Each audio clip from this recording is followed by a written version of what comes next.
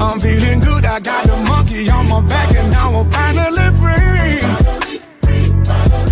I gave my life over to Christ, he changed my life and now I'm finally free.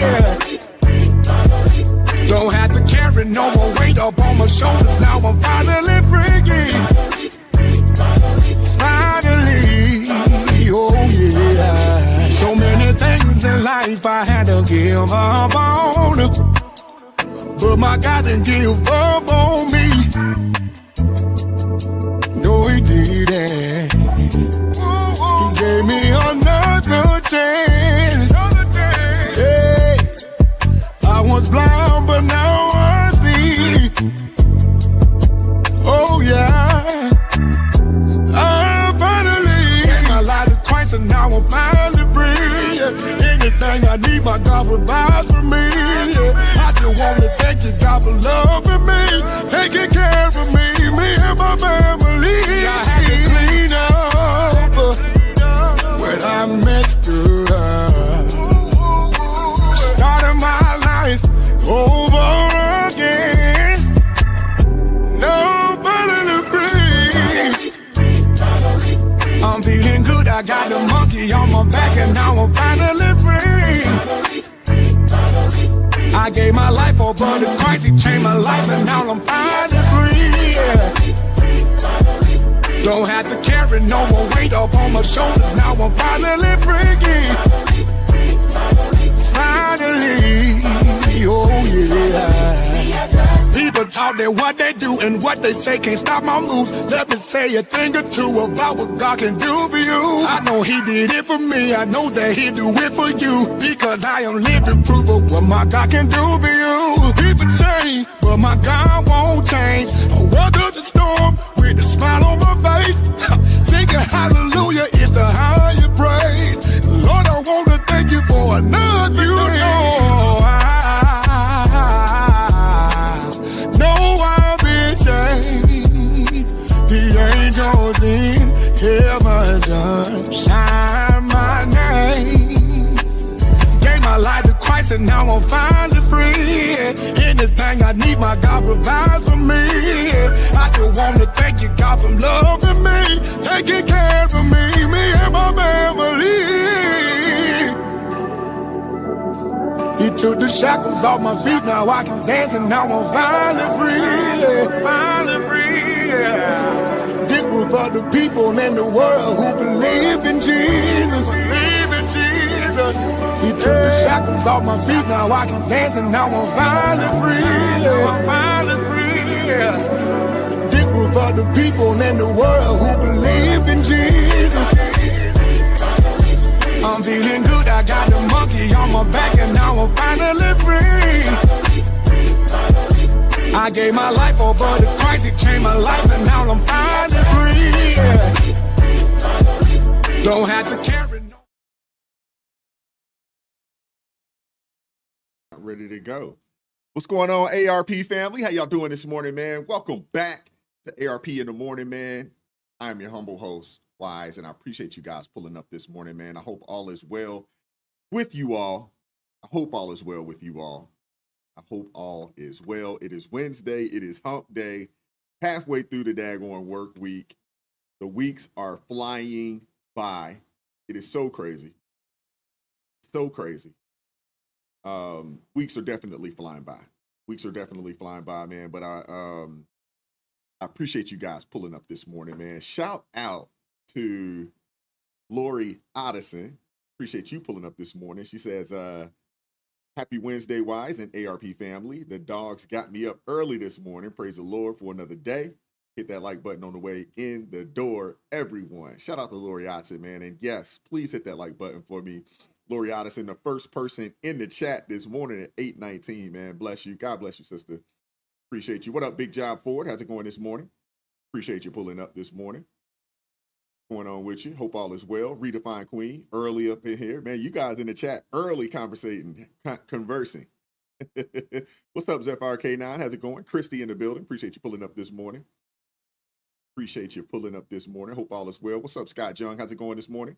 PK Krillin, Kevin Caldwell, American Girl. How's it going this morning? What's up, Shelby Dodd? How's it going this morning? Alabama in the building. What up, Insanity's darling? Richmond, VA in the building. Absolutely. Show her. Make sure y'all hit that like button for me. Make sure y'all hit that like button for me. What's up, Ed Mar, Mississippi in the building? What's going on with you, Buddha? The Linda House, how's it going this morning? What up, Mark Galvin? Tennessee in the building. Appreciate you pulling up this morning, as always. Thank you very much. What's up, Playboy Billy in the building? What's going on with you, man? I hope all is well with you. And for those of you guys, that don't know who Playboy Billy is, it's William Walker Grimsworth. Shout out to him, man. I renamed him. He hadn't changed his name on the chat yet, but he will do so in due time. What's going on with you, man? I hope all is well with you. Thank you for pulling up this morning. What's up, JJ O'Hara? How's it going this morning? What's up, Eric Smith? How's it going this morning? I did get your email. I did have a chance to read it all the way through. I just hadn't had time to respond it. But in reference to your first question, in reference to Minister Denzel, go and check out, I think it's amj.net. And if I may be wrong on that, but reach out to him directly. He would be more than happy to answer your question and to converse with you. He'd be more than happy to do so. Minister Denzel, one of my guys, man, really, really, really good dude, really good brother. And I'm sure he would love to have that conversation with you. So I'll get his information. I'll email it over to you when I get a chance to after the show today. But I do appreciate you rocking with me and appreciate your sentiment there. It's a lot to respond to, so I don't know, how much I'm going to respond to it, but I'll definitely respond back to you and at least send you Minister Denzel's information as well. I will get that over to you. All right. But I do appreciate that, man. I appreciate you as well. And I understood where you were coming from. That I did. Let's see who else we got up in here this morning. Make sure I'm not missing anybody. What's up, Billy W? How you doing this morning? Appreciate you pulling up. What's up, Donald Lovejoy? How's it going this morning? Appreciate you pulling up. Thank you very much. Marie Noose, appreciate you pulling up this morning. All right. What's up, Nelly? How's it going this morning? What up, Coaster? How's it going this morning? Appreciate you pulling up. What up, Billboard Bills? Appreciate you pulling up this morning. We got Taxachusetts in the building. Shout out. One of the highest tax places, not the highest tax place in the country. I think California has you guys beat, but it's up there. It's definitely up there. What's up, Reason Mahmood? Peace and blessings to you, brother. What's going on with you? Wisconsin in the house. Milwaukee's in the building. Appreciate you pulling up. I'm sure you guys are probably sad to hear that Giannis wants to get up out of there. Not that I watch the NBA like that, but, I do kind of keep my ear to the streets of what's going on, just in the sports lane. And Giannis, it sounds like he wants to leave. Sounds like he wants to leave. What up, Hobo Rod Perspective? What's up, Baby Lungs? How's it going this morning? Appreciate you pulling up. What up, AK Bauer? Appreciate you pulling up. Northeast Pennsylvania in the building. Thank you very much. Appreciate you. What up, Elijah Burnett? What up, Lonnie King? Appreciate you pulling up this morning, brother. What's up, Marla? What up, Dion? How's it going this morning? Hope all is well with you out there in Missouri. What's going on with you? Appreciate you guys pulling up, as always. What's up, Regina? How's it going this morning? What's up, Miss Jane Facto? How's it going this morning? Appreciate you pulling up this morning. What up, Ohana? How's it going this morning? Yeah, I seen it. I'm gonna have to look into that. I want to highlight this today. I did see this come across yesterday, and I was kind of in the midst of things, so I didn't get a chance to respond. But I'm gonna look into this. The Black conservative veteran running for mayor in Toledo, Ohio. Who is he running against? Is it an incumbent, or is the race pretty much wide open? I definitely want to know. Shout out to Eric Smith with the $2 super chat. Says, don't forget to check your emails. I check my emails typically at least once a day. But I responded to you already. I did get a chance to check the email. What's up, Toy Mafia? How's it going this morning? Hope all is well with you. Appreciate you pulling up. Oh, Harold Harris. Okay. So it's Harold Harris for mayor in Toledo. I'm going to have to check him out. I'll do that. I'll do some research on him today. What's up, Leslie Artley? How's it going this morning? Appreciate you pulling up.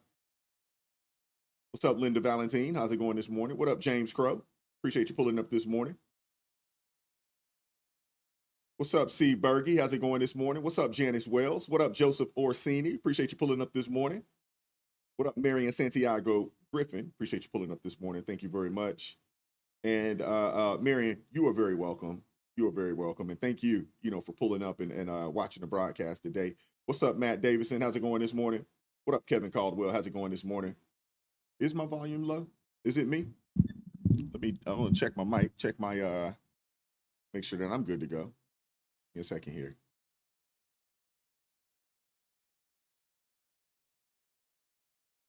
All right, yeah, things should be normal, I believe. Let me try this real quick. That up a bit. Okay. Hopefully that's a little better. What's up? Is it Jodoba? Hope all is well with you, man. Appreciate you pulling up. What's up, Kristen? How's it going this morning? Thank you very much. Blue Ridge Mountains of Virginia. Thank you for pulling up this morning. What's up, Mandy Ratliff? How's it going this morning? Appreciate you pulling up as well. What up, my guy, Kenny Cooper? Shout out for the $1.99 super sticker or super chat. Says, good morning, y'all. Listening from Alabama. Appreciate you, brother. Be safe out there on the road. Kenny Cooper, for those of you guys that don't know, man, he's a trucker. Be out there on the road all across the country checking in. Shout out to him, man. And y'all make sure y'all put some prayers up for him, some traveling grace for him. Peace and blessings to him, man. Thank you very much for pulling up always and supporting the channel. The Fit Accountant, what's going on with you? Appreciate you pulling up this morning. What up, Gat X Boy? Appreciate you pulling up this morning. We got some new folks up in the chat this morning. Appreciate you guys. Anybody that's new, let us know that you're new so we can show you some love in the chat. What up, Jacob Cordona? Appreciate you pulling up. Leslie McCone, appreciate you pulling up. Hopefully I pronounced that properly. What up, Sharice Mertz out of Atlanta? Appreciate you pulling up this morning. Y'all make sure y'all show some of the new people in the chat some love. What up, Brenda Hayden? How's it going this morning? Louisiana in the house. Yeah.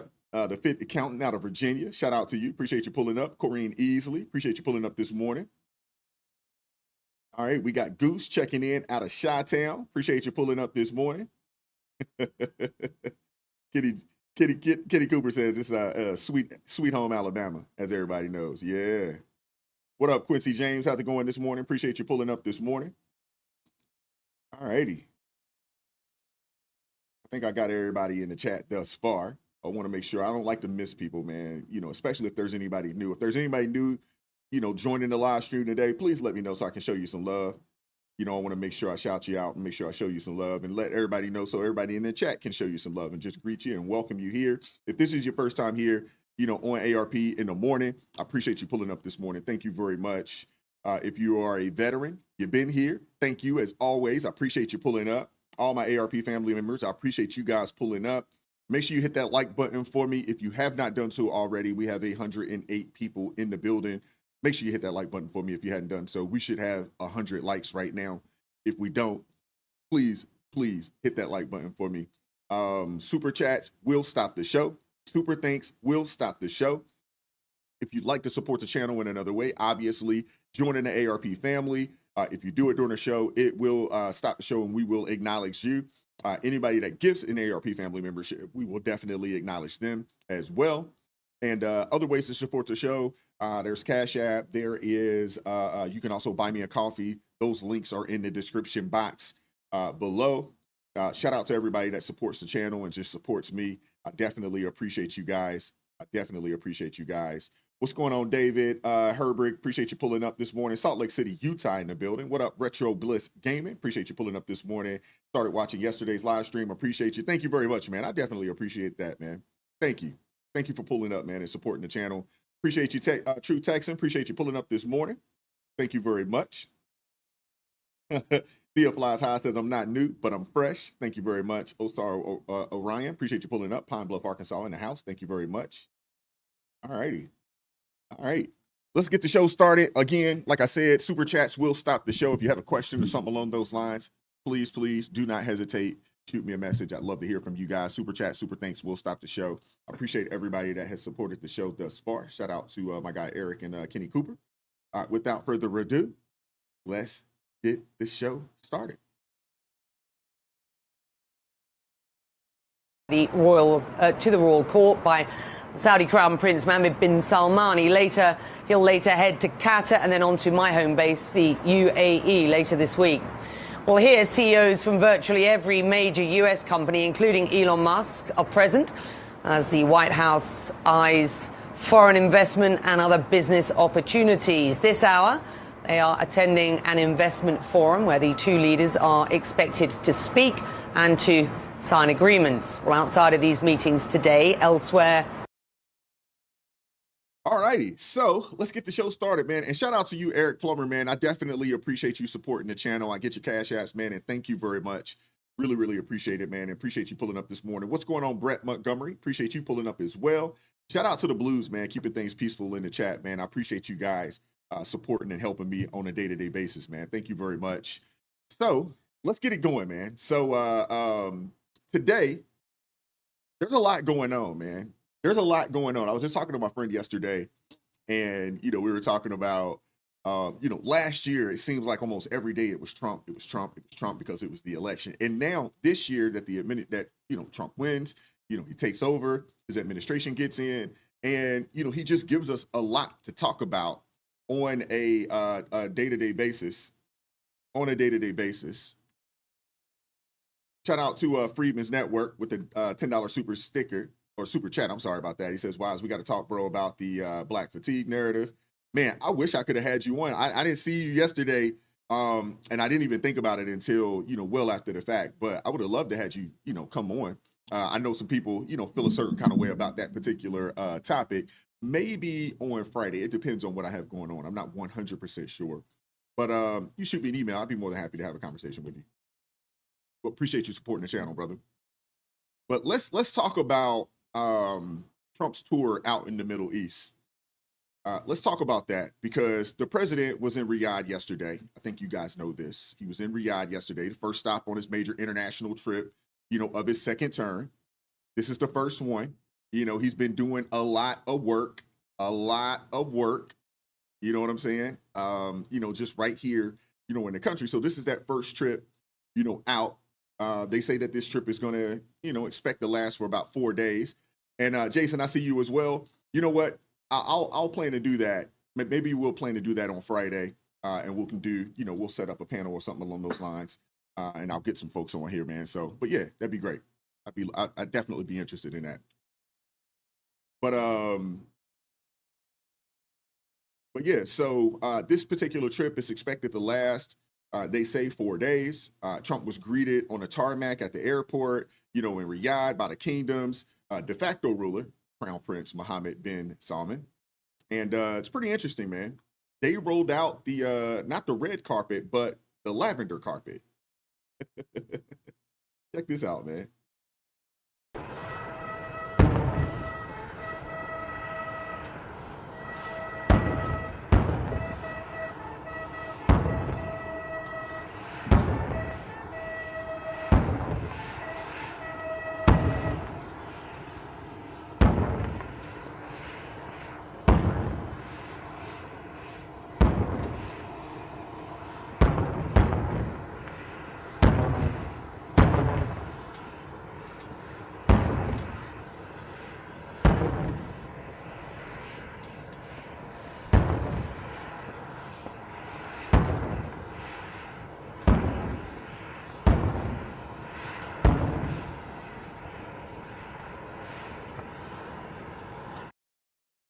All right.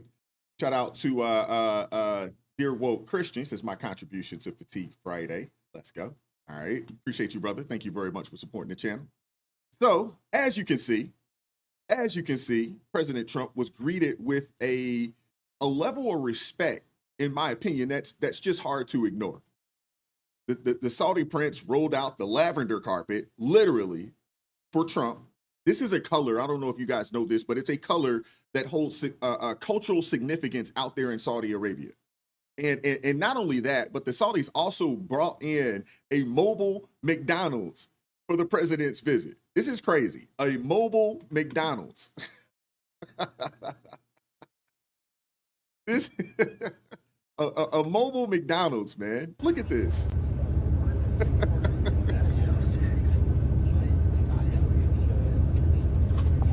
Now, Trump's almost 80 years old, still eating McDonald's. Man, I eat McDonald's, man. It makes me feel all kind of bad. I hadn't had McDonald's. It's been a little bit. Every now and again, if I'm out and about and I know I'm gone a while, I get a taste for a filet of fish every now and again. But I just cannot do the Mickey D's like that, man. It just doesn't sit well with me. You know, anything else, man, about the only thing I can eat at Mickey D's right now is a filet of fish sandwich, and that's not something that happens often. But yeah, I think all of you guys know that the president enjoys his Mickey D's, right? Oh my goodness. Enjoys his Mickey D's. So yeah, they brought out the daggone Mickey D's. Look at that. So I guess some of you guys may be asking why Trump is in, why he's even out there in the Middle East. And, as soon as he landed, he immediately went on to sign a couple of deals because that's what this trip is about. It's not just about shaking hands or photo ops. It's about making deals. And he's delivering, man. Trump secured a historic $600 billion investment commitment from Saudi Arabia.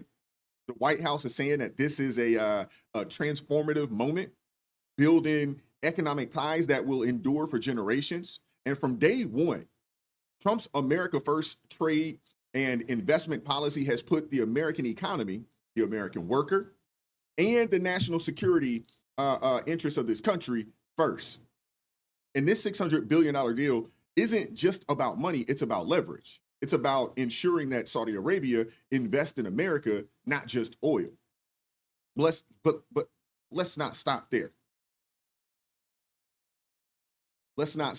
Trump's visit also included a major policy shift that's flying under the radar, but is just as significant.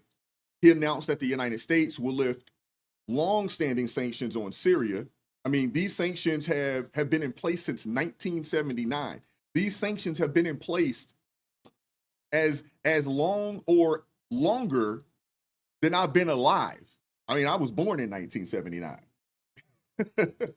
They tightened the sanctions in 2004 during the Bush administration and further imposed sanctions after the Civil War broke out in 2011. I mean, this move represents a huge boost for Syria, a country shattered by more than a decade of civil war. A decade of civil war. Let that sink in. A decade of civil war.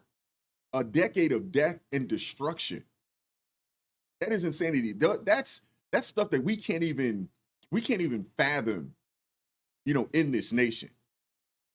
And he said that the sanctions had served an important function, but that it was now time for the country to move forward.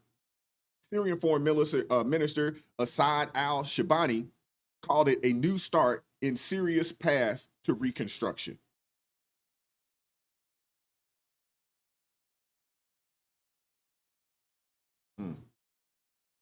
Where am I at here? And friends of mine, people that I have a lot of respect for in the Middle East, I will be ordering the cessation of sanctions against Syria in order to give them a chance at greatness.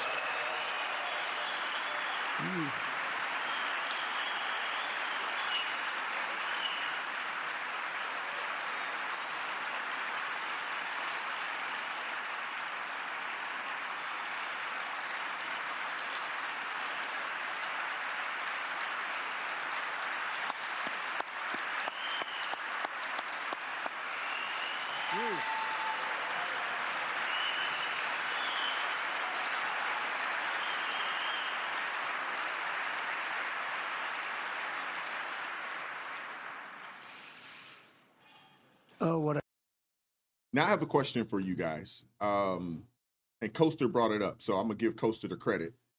He says that Trump is going to get the Nobel Peace Prize, but I'm gonna ask you guys a question.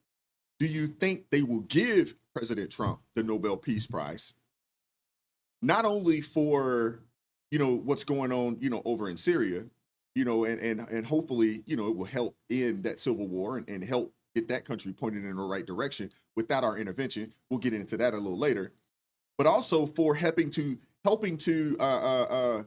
stave off a potential nuclear conflict between Pakistan and India.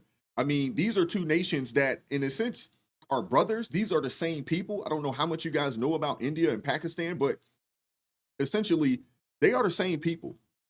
They are, brothers and sisters. Literally. These are, the same people, same lineage, same bloodlines. But for whatever reason, they got that line, and they were on a verge of a full out conflict, and they were able through talks, with the Trump administration, they were able to stave off that situation there. But this right here, and what President Trump is doing, this is why the war hawks hate him so much. This is why they hate him so much. I call this diplomacy. I'd rather build a hotel than bomb a hospital diplomacy. And it's about time. Syria has been, an Iranian and Russian proxy for decades. For decades. And this could reverse that and completely cut off resupply for Hezbollah. Maybe we can even see Syria joining the Abraham Accords. That's a possibility. And regardless of what happens, though, it's pretty clear that the president has no appetite for another forever war in the Middle East, which is a good sign. It's a good thing, in my opinion. And it's not just about lifting sanctions. It's about giving the Middle East the opportunity to develop freely, economically, without the heavy hand of Western intervention. Trump's approach, it's clear. Let the region chart its own course, and we'll sit back and watch. And that ties directly into his speech at the investment forum in Riyadh, where he took a blowtorch to the neocons and interventionists. I want you guys to see this for yourself, but I mean, this is why they dislike this guy. This is why they hate this guy so much, man. And it's crucial for the wider world to note this great transformation has not come from Western interventionalists or flying people in beautiful planes giving you lectures on how to live and how to govern your own affairs. No, the gleaming marvels of Riyadh and Abu Dhabi were not created by the so-called nation builders, neocons, or liberal nonprofits like those who spent trillions and trillions of dollars failing to develop Kabul, Baghdad, so many other cities. Instead, the birth of a modern Middle East has been brought by the people of the region themselves, the people that are right here, the people that have lived here all their lives, developing your own sovereign countries, pursuing your own unique visions and charting your own destinies in your own way. It's really incredible what you've done. In the end, the so-called nation builders wrecked far more nations than they built, and the interventionists were intervening in complex societies that they did not even understand themselves. They told you how to do it, but they had no idea how to do it themselves.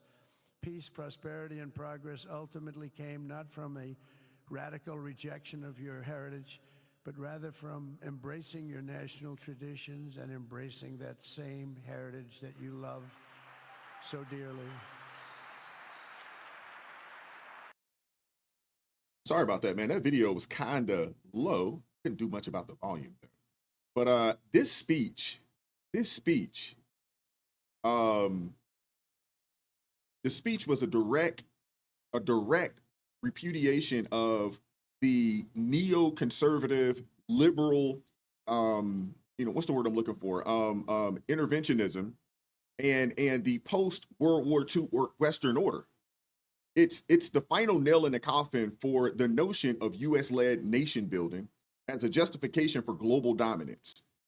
And by validating their sovereign self-determination, he positions the U.S. not as a master, but as a partner in mutual prosperity.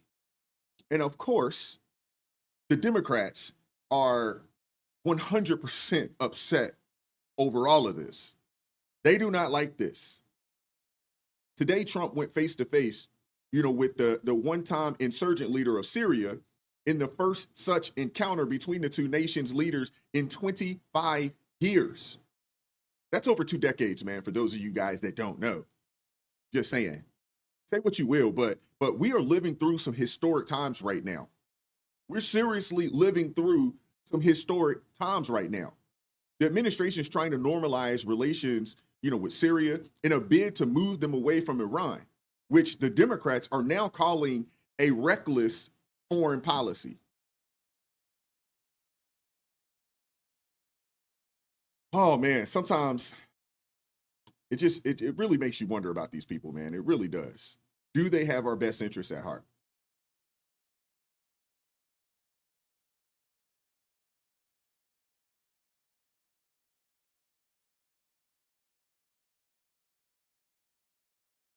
Sorry about that. I know y'all can't hear the video. Hold up.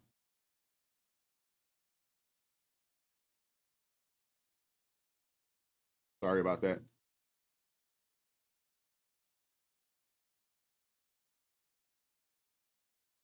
You support President Trump meeting with the Syrian president? I mean, I'll comment on President Trump's trip in its entirety upon his return, but it's been a reckless domestic policy week after week after week, and it's no surprise if this turns into, as well, a reckless foreign policy. Hey, Dion, you are a trip. She called Timu Barack Obama a buster. I have not heard that in a long time. I haven't heard that term used in a long time. Buster. Oh my goodness. But of course, the Democrats are pretty mad, and I imagine that they're upset because they're really, really upset that America could stop being the global big piggy bank. I think that's what it is. They've built a network of these NGOs, think tanks, and policy wonks who thrive on interventionism, on telling other countries how to live, how to govern. But Trump's saying no more of this, no more of it. I mean, he's saying you can achieve a miracle your way without our help, without our bombs, without our lectures. He's lifting sanctions, securing investments, and letting the Middle East develop on its own terms. And that's a threat to the establishment because it undermines their narrative of global dominance. Their justification for endless wars and their control over foreign policy, that's what they're calling reckless. How is giving Syria a chance to rebuild reckless? How is securing $600 billion for America reckless? In my opinion, it's the opposite. It's strategic. It's pragmatic. It's America first. A betrayal of American values? I think not. American values are about freedom, about opportunity, and about self-determination. And Trump's policies align with that. He's not imposing his will or our will. He's respecting theirs. So what's the takeaway from all of this? Trump's trip to the Middle East isn't just about a photo op or a handshake. It's about a new era in American foreign policy, one where we lift sanctions, secure investments, and let other nations chart their own course. It's about rejecting the interventionist mindset that cost us trillions of dollars and countless lives. And it's about reminding the Democrats that their days of controlling the narrative are over. And they can't lecture us about morality when their policies have led to nothing but chaos. And Trump saying, let's build, not bomb. Let's invest, not intervene. Let's respect and not impose. And that's a message the world needs to hear from us. And I don't know about you guys, but I am sick and tired of America getting involved in everybody's business. If they come over here bothering us, or if they challenge one of our ships or one of our bases somewhere, you know what? We got to handle business. But we have to stop. We have to stop getting involved in everybody's business. We have to let these people live. Let them live. Let them chart their own path. Let them control and run their own nation. And let us sit back and just watch. Now let's shift gears for a quick second. We got to shift gears. Let's shift gears to another issue that's got the Democrats mad. And thank you, R. Indales, for the $5 super sticker. Thank you very much. I appreciate you supporting the channel. In the chat, how many of you guys agree with me? How many of you guys agree that America, we should sit on the sidelines and focus on us and let everybody run their own country the way they want to run it? As long as they are not directly affecting us or our people, meaning our military bases, our ships that are out there patrolling the seas, as long as they're not doing that, let them have it. How many of you guys agree that we need to be 100% focused on what we got going on right over here in America? Lord knows we got enough problems that we need to solve right here in this nation.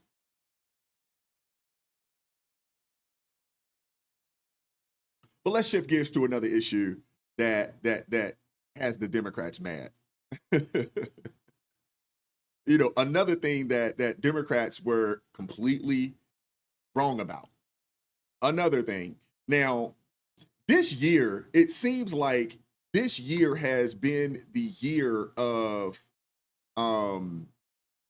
Democrats being wrong, legacy media being wrong. Now, we know that they lie, but we know that they've been wrong about a plethora of things this year alone. We know that. Wallet. U.S. inflation slowing, I should say, to its lowest rate in more than 4 years. That, according to April's Consumer Price Index report. It's an unexpected and very welcome development that's defying economists' expectations amid President Trump's ongoing trade war. Let's go live right now to CNN business and politics correspondent Vanessa Yurkevich, who's watching all of this in New York. Vanessa, walk us through this morning's report. Where do things stand?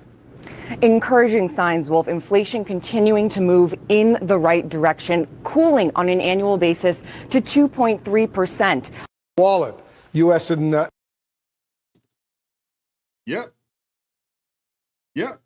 Now, I was, and like so many of you guys out there, you know, you guys were told by the experts, y'all were told by the experts that y'all were told the complete opposite would happen, right? Y'all were told that. And instead, the April Consumer Price Index showed inflation cooling to 2.3%. 2.3%. It's the lowest point in more than 4 years. Shout out to Freeman's Network with the $5 super chat. I'm 100% with you. Aaron Von Black said what he said. Appreciate that, man. Thank you. Thank you for supporting the channel. Appreciate that. But think about this, man.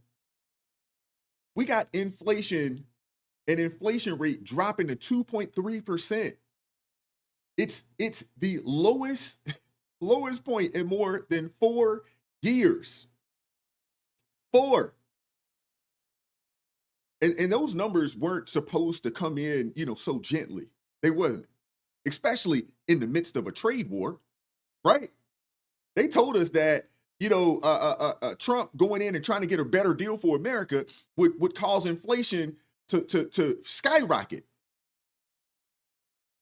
And what's striking to me is how many mainstream analysts got this wrong. And most economists tie inflation to high demand and short supply. But that is a symptom, not the cause. The cause of the previous, you know, just skyrocketing inflation was government spending during the Biden administration. And it's simple. Cut spending, cut artificial demand, and you cut inflation. The stock market is at record highs right now. It's booming. Unemployment is starting to come down. And wages are starting to rise. Jobs are starting to come back. This isn't just a blip. It's a trend that we're seeing. It's a trend that we're seeing. Trump's policies are working. And the Democrats are left scrambling to explain why their predictions didn't pan out.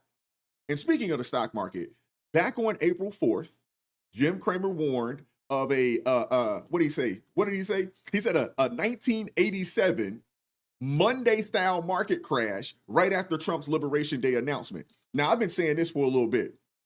If you guys watch Jim Cramer, and to an extent, I almost say that you probably should watch Jim Cramer. But hear me. Whatever he tells you to do the opposite. He tells you to buy it, short it. He tells you to short it or sell it, buy it. If he tells you that the market is about to crash, hey, the opposite is about to happen. Count on it. Jim Cramer is always wrong. Always.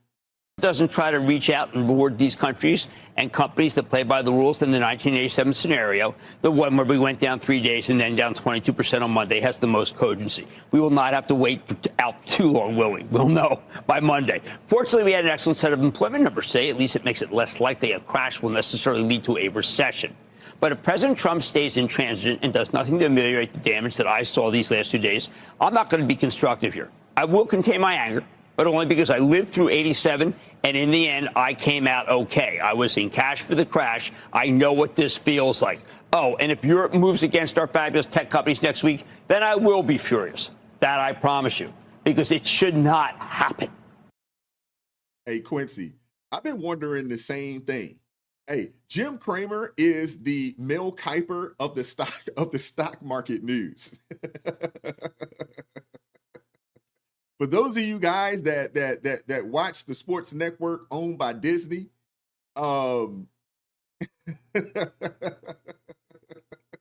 Jim Cramer is the Mel Kiper of market news. Seriously. Shout out to Freedoms Network with the $5 super chat. Work on the U.S. first. Let those countries do them. Absolutely. Absolutely. I've been saying this for quite some time. But I got another clip to share with you guys. You have Nicole Wallace, who just a month ago couldn't stop talking about the impending stock market crash. I mean, these people, it was almost like they were giddy, almost like they were hoping that the country fails. I've been saying this for quite some time. I feel like I'm just a dagger, like I just keep repeating myself, but I can't help myself. Man-made disruption to the global economy in recent human history. Markets today resuming their plunge. The Dow down about 1,000 points. The sell-off gaining steam after the White House said goods from China would be subject to a 145% tariff rate. That's higher than what Trump had said yesterday, when he said that rate would be 125%. It left his aides scrambling. We've had more than 75 countries contact us, and I imagine after today there will be more. So it is just a processing problem. If I could just add to what the secretary said, many of you in the media clearly missed the art of the deal. You clearly failed to see what President Trump is doing here. We missed the art of the deal. Okay. Stephen Miller went even further, though, than that. He said this, quote, "You have been watching the greatest economic master strategy from an American president in history," end quote. He and he alone would drive the world into an historic financial crisis. Shout out to True Tax in with the $2 super chat. Thank you very much. He says, Cramer is Chicken Little, the sky is falling. Yeah. Oh, yeah. Hey, Dr. Silla, how you doing this morning? Hope all is well with you. And yeah, I agree. I don't watch Disney either. And honestly, you know, the four-letter network, I don't watch that either. Outside of college football, that's pretty much it. It's pretty much it there. But you know, I wonder, you know, if these guys or any of these guys, I wonder if any of them are going to talk about the stock market this week, right?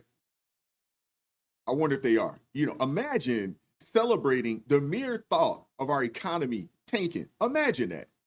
And fast forward to today, the markets regained all of the losses with fear-mongering Democrats hit the hardest. The man told you to buy, right? He told you to buy. On Liberation Day, he told you to buy. And now he's saying that the market will go even higher. And I believe it. I believe it.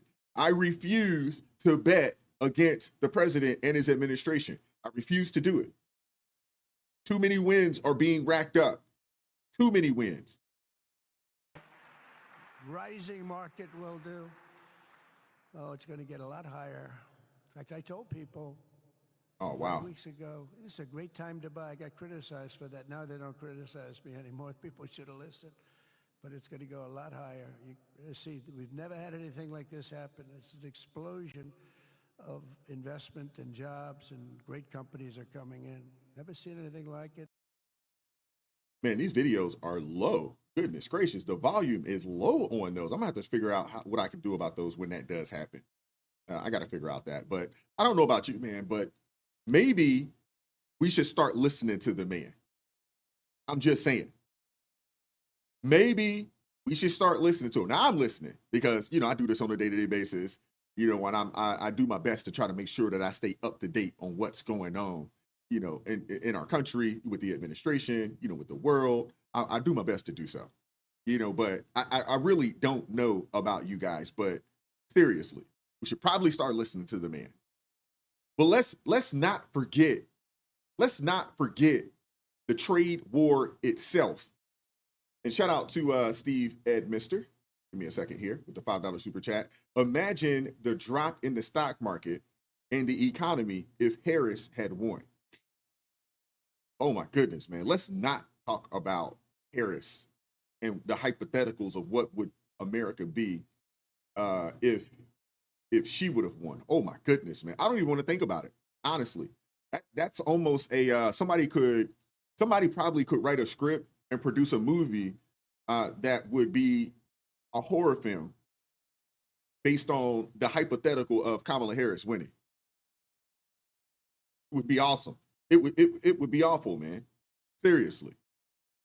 But Trump's tariffs on China, his tariffs on Europe, and other trading partners were meant to protect American industries.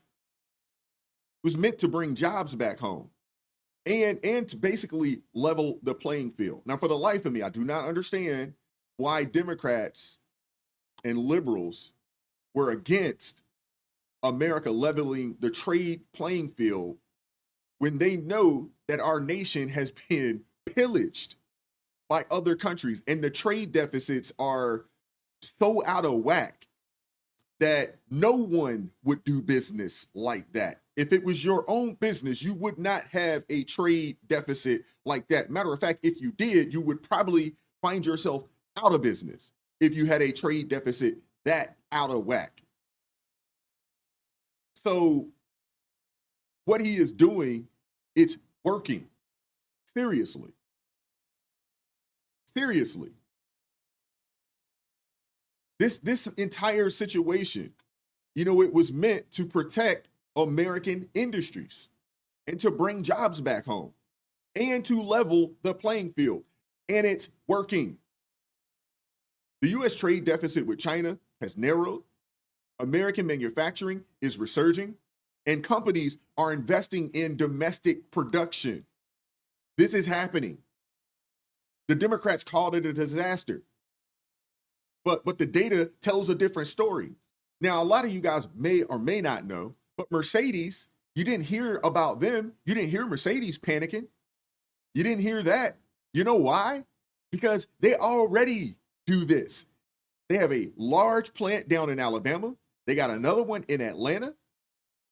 So you didn't hear Mercedes complaining about this because they were already here, already invested. I think I missed the super chat. Sorry about that. Hold up. Yep. Shout out to 2020 Vision. Yeah, the movie you are referring to is The Purge. Man.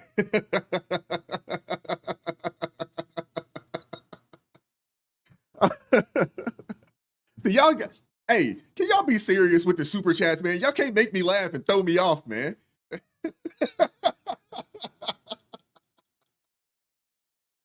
Oh my goodness. That was good. That was a good one.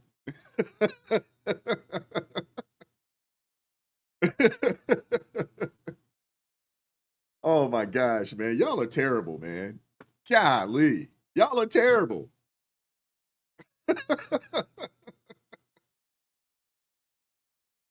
Oh, okay. Okay. Yes, that was pretty daggone good. That one caught me off guard a little bit. Goodness gracious. All right. Let me get back there. All right, let's talk about China, man. Let's talk about China specifically, seriously.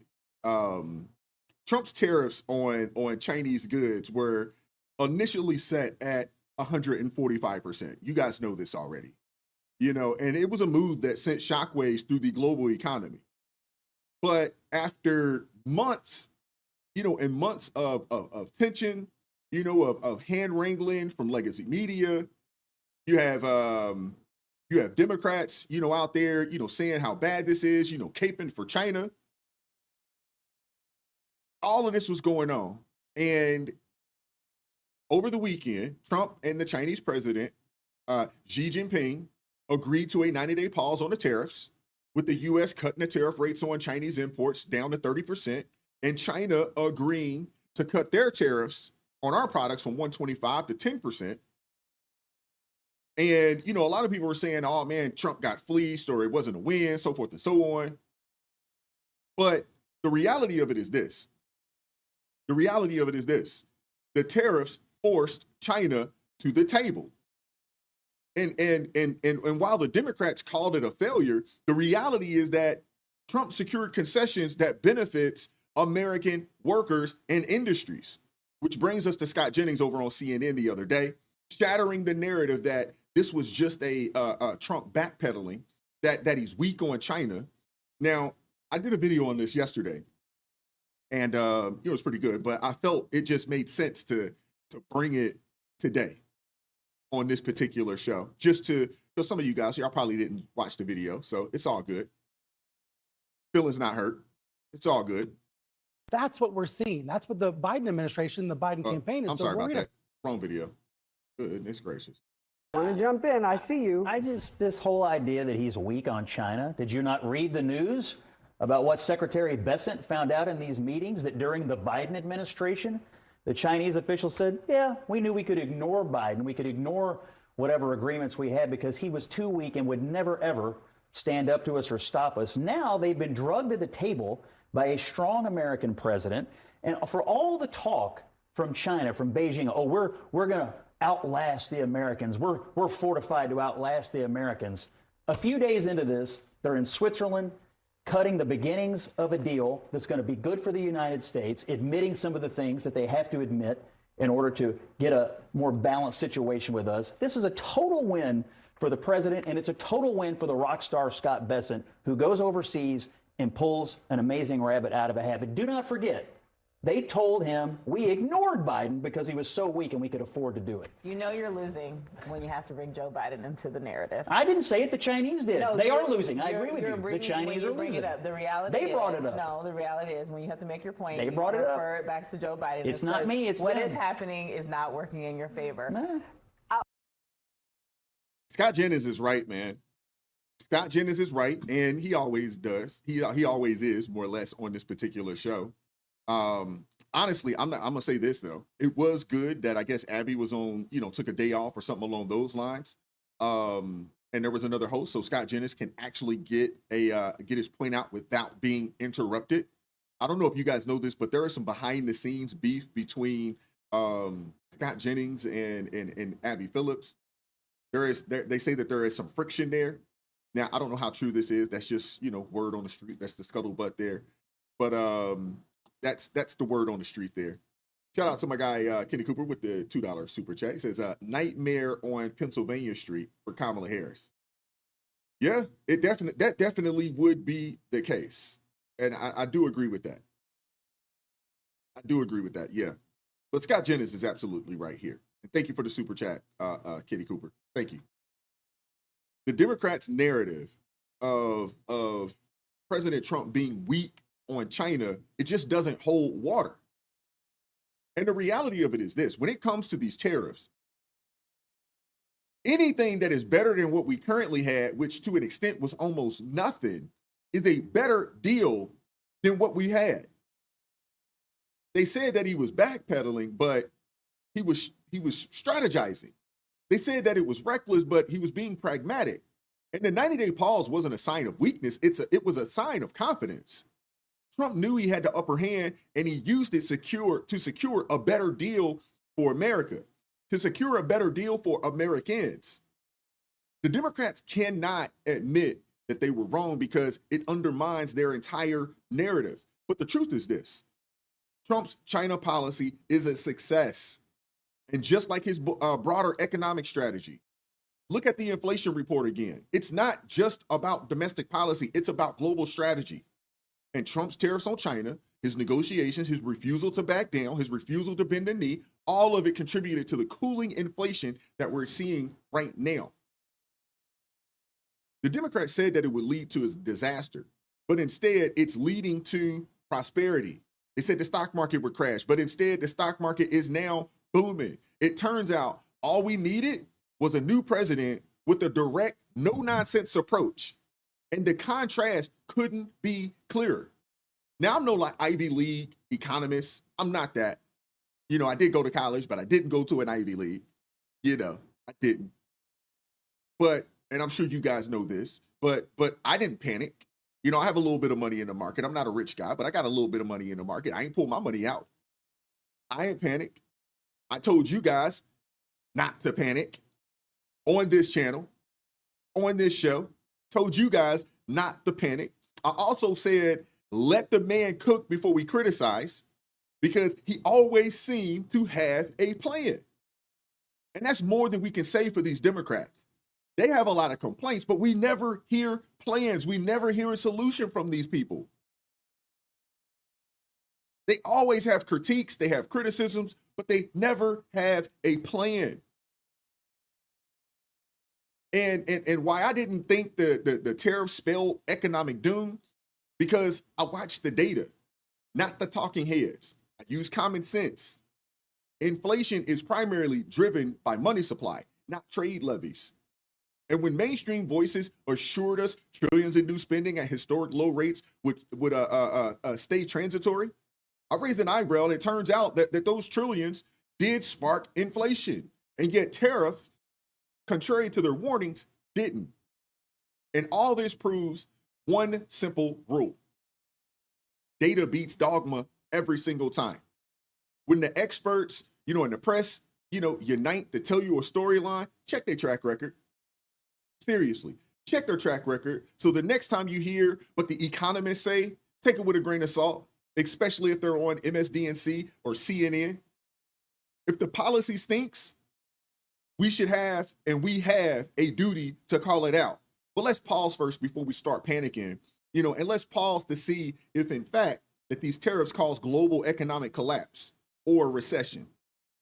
And funny enough, JP Morgan, who last month was saying that the U.S. is bound for a recession, well, they also dropped the recession call as well the other day.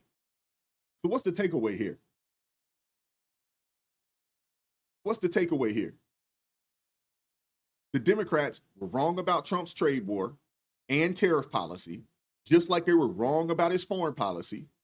They predicted failure, but he's delivering success.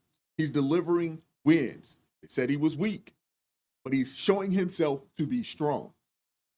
If you want to see what a weak president looks like, just go look at any video when you could catch Biden, any video, and he is the epitome of a weak president, a weak leader. And to be honest with you, I don't know if we can actually call him a leader. We'll call him the president, and we'll respect him as the fact that he was the 46th president. We'll respect him as that. Other than that, he didn't show himself strong. They said that President Trump was reckless, but it looks to me that he was being strategic. The man had a plan. We're talking about somebody who is problem solving, who is critically thinking, who's kind of placed himself around, some pretty smart individuals, people that think, He has some pretty decent advisors. And they're putting together a game plan and they've come up with some solutions. And I appreciate that. I love the fact that he was being strategic. And that's the story of Trump's presidency, proving the naysayers wrong time and time again. So now I'm going to stand by this. Trump's tariff drama, it didn't ignite inflation. It underlines how clueless our talking heads on legacy media have become. Or it really tells us that legacy media is not in the business of telling us the truth. They're not in the business of telling us the truth. They're in the business of pushing an agenda and propagandizing people with a message from the DNC.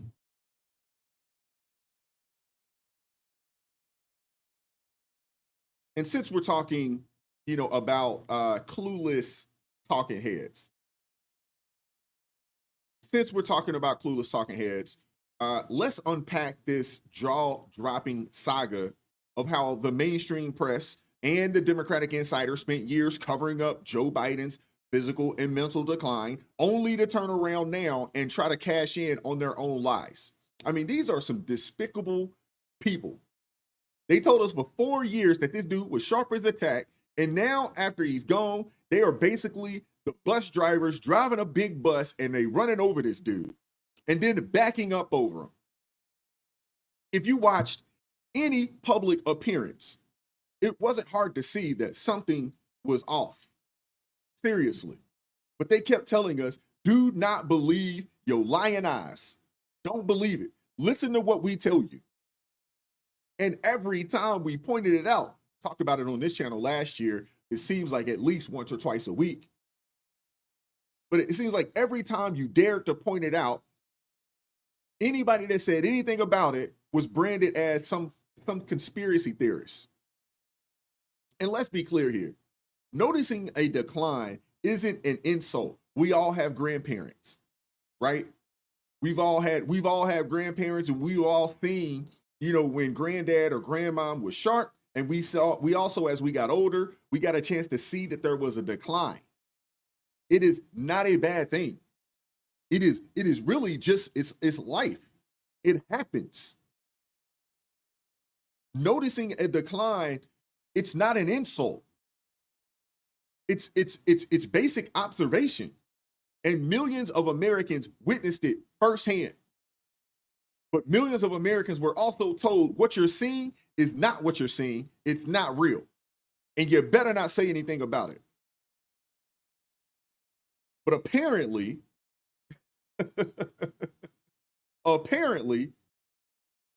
who didn't notice was CNN's Jake Tapper.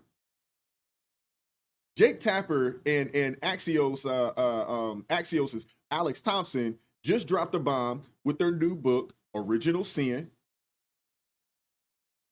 I don't know if you guys have seen this. I don't plan on reading it, but this isn't the first. I'm sure it won't be the last. This isn't the first. It won't be the last. But they just dropped this new book here. It's coming out, if it isn't out already. Original Sin.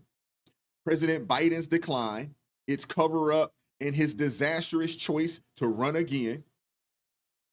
These people they're awful. The fact that Jake Tapper still has a job after the 4 years of lying is just, I would say it's unbelievable, but I guess it's what we should expect when it comes to legacy media. This right here is drawing on over 200 interviews, mostly with Democratic insiders. That's this book here, who only went on the record after the election. The book reveals how Biden was, in fact, deteriorating in real time, with aides discussing how he could end up in a wheelchair, but only after the election. And as they worried those optics would have tanked his campaign. According to the book, a rapidly aging Joe Biden couldn't even recognize George Clooney at a Democratic fundraiser in Los Angeles during the 2024 campaign, which left the actor, quote, shaken to his core. That's a quote from the book. But while this chronicles the attempt to cover up Biden's decline while in office, guess who was one of the pundits who helped cover this up in the first daggone place? None other than Jake Tapper himself. The fact that you could do this for 4 years and then turn around and capitalize on it and write a book about it is diabolical. Shout out to Joseph Orsini with the $5 super chat. Says the Democrats' mission statement should read, "Don't believe what you see, believe what we tell you." You're absolutely right. Actually, it might be in their mission statement, to be honest with you, Joseph. And thank you for the daggone $5 super chat. I really, really appreciate that, man. And you're absolutely right. You get no pushback, no argument from me there. That's what we're seeing. That's what the Biden administration, the Biden campaign is so worried about right now. But make no mistake, they are worried about this. This is a real problem. This is not some made up fiction. The videos are oftentimes made up, but the problem is real. Because some of us, Abby, watch a 40-minute speech by Biden. We see the full context. Other people only watch a 5-second clip. And that's going to be something that's going to, I suspect, follow Biden for the rest of this campaign. That's what we're seeing. That's what the Biden administration, the Biden campaign is so worried about right now. But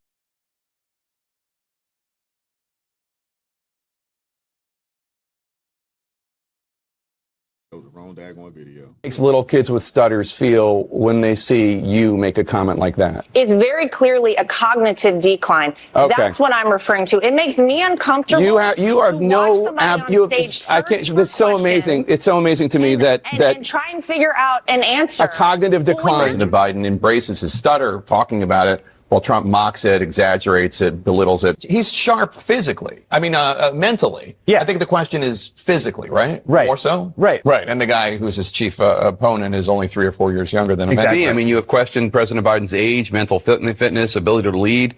Of those supporting Biden, you said, quote, "Shame on all of you pretending everything is okay. You're leading us and him into a disaster." Do you worry that you damaged him at all? I don't doubt that you got hugs and handshakes behind closed doors today, and maybe even publicly, some of them because they like you personally.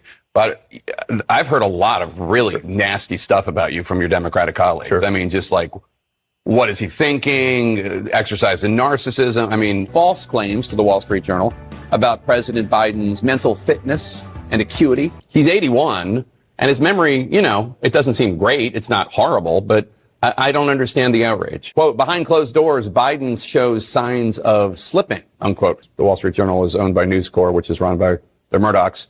Beyond the headline, there is some critical nuance here. The article is mostly based on observations of Republicans, with former Speaker Kevin McCarthy the only one going on the record. They do note in the article that most of the criticism comes from Republicans. Have you heard any concerns from anyone who has met with President Biden about him seeming a little slower? No. The Russians are trying to make us and the public not trust our election integrity. Joe Biden has dementia, all this stuff.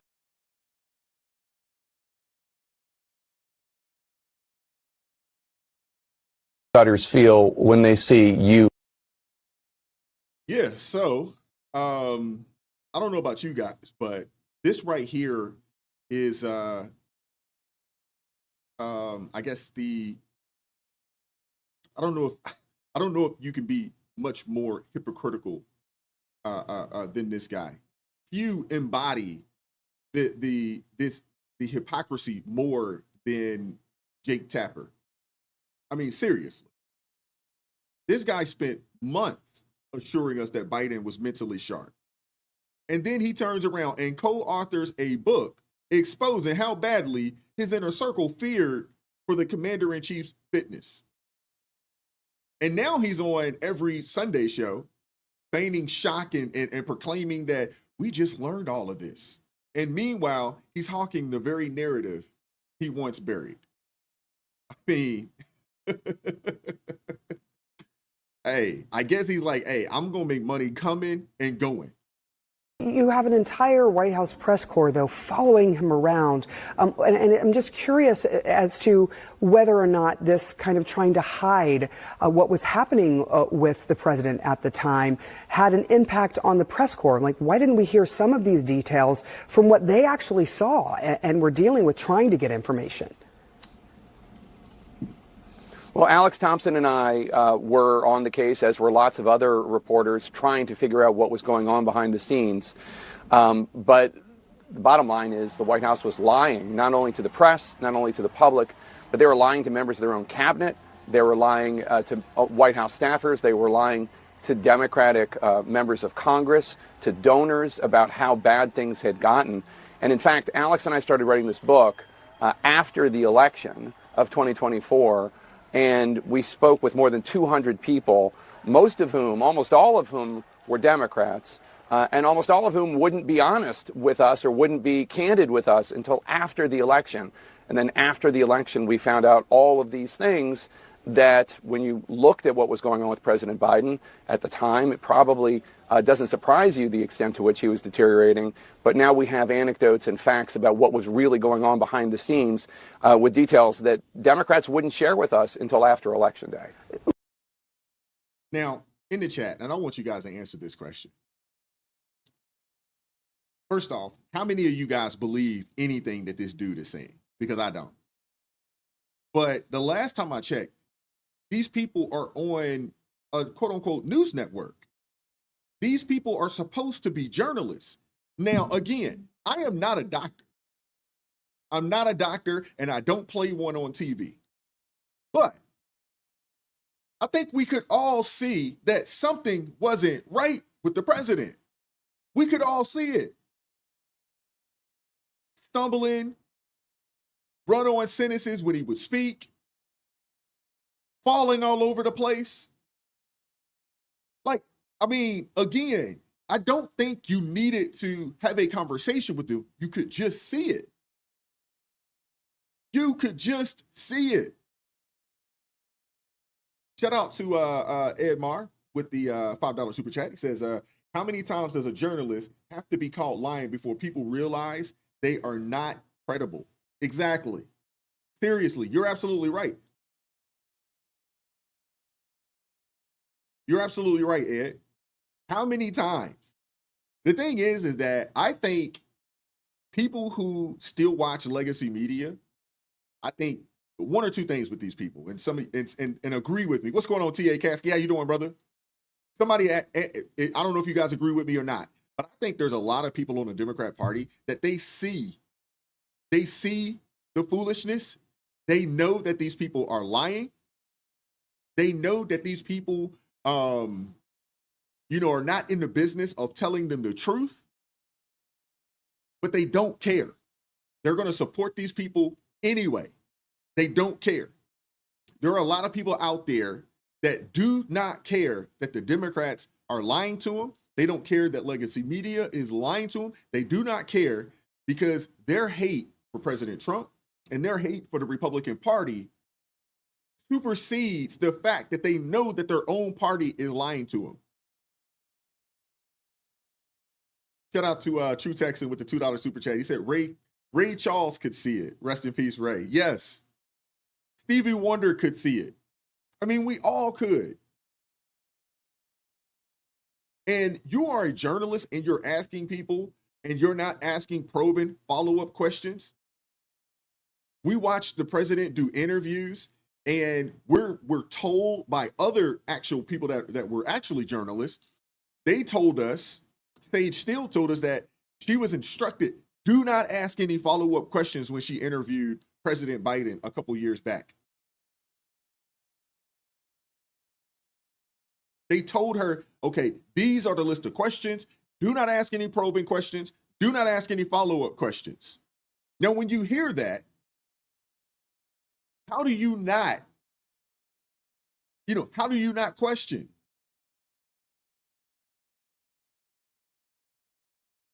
But I think there are so many people out there that, and some of you guys have said it in the chat, that are blinded by their TDS that they refuse to believe that these people are lying to them.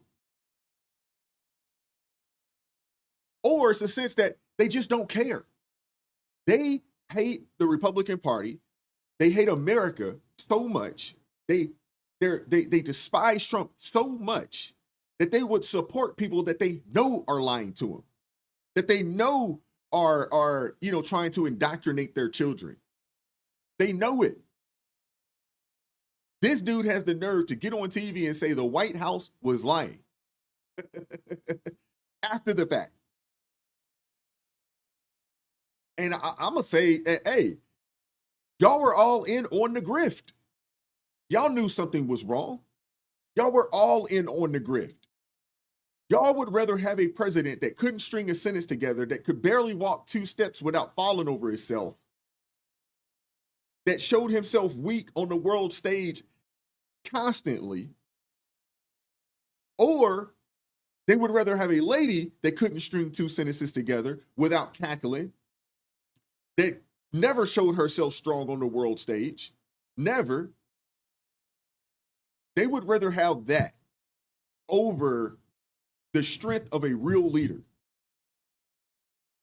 All of these guys were in on the grift. Jake Tapper and so many others, they participated in the grift. And now they're trying to save face and blame it on the White House for hiding it, or blame it on Biden, his administration for hiding it. I mean, cut it out, man. They literally think that we are stupid. And the reality of it is, they believe that the people that watch CNN and think that CNN is giving them factual information, I think they do believe that they are stupid. They do believe that these people are dumb. Because the reality of it is this: anybody that's still watching CNN and believing what they are telling you, you would have to be dumb at this point. You would have to be. There's too much evidence out there. There's entirely too much evidence out there that CNN and MSDNC is super biased and propaganda arms for the DNC. There's entirely too much evidence out there. So if you're watching it and believing that you're getting factual information, you are not one of the brightest stars in the sky. Let's just keep it a buck. We all saw the writing on the wall. Not in 24, not in 23. We all saw it 4 years ago.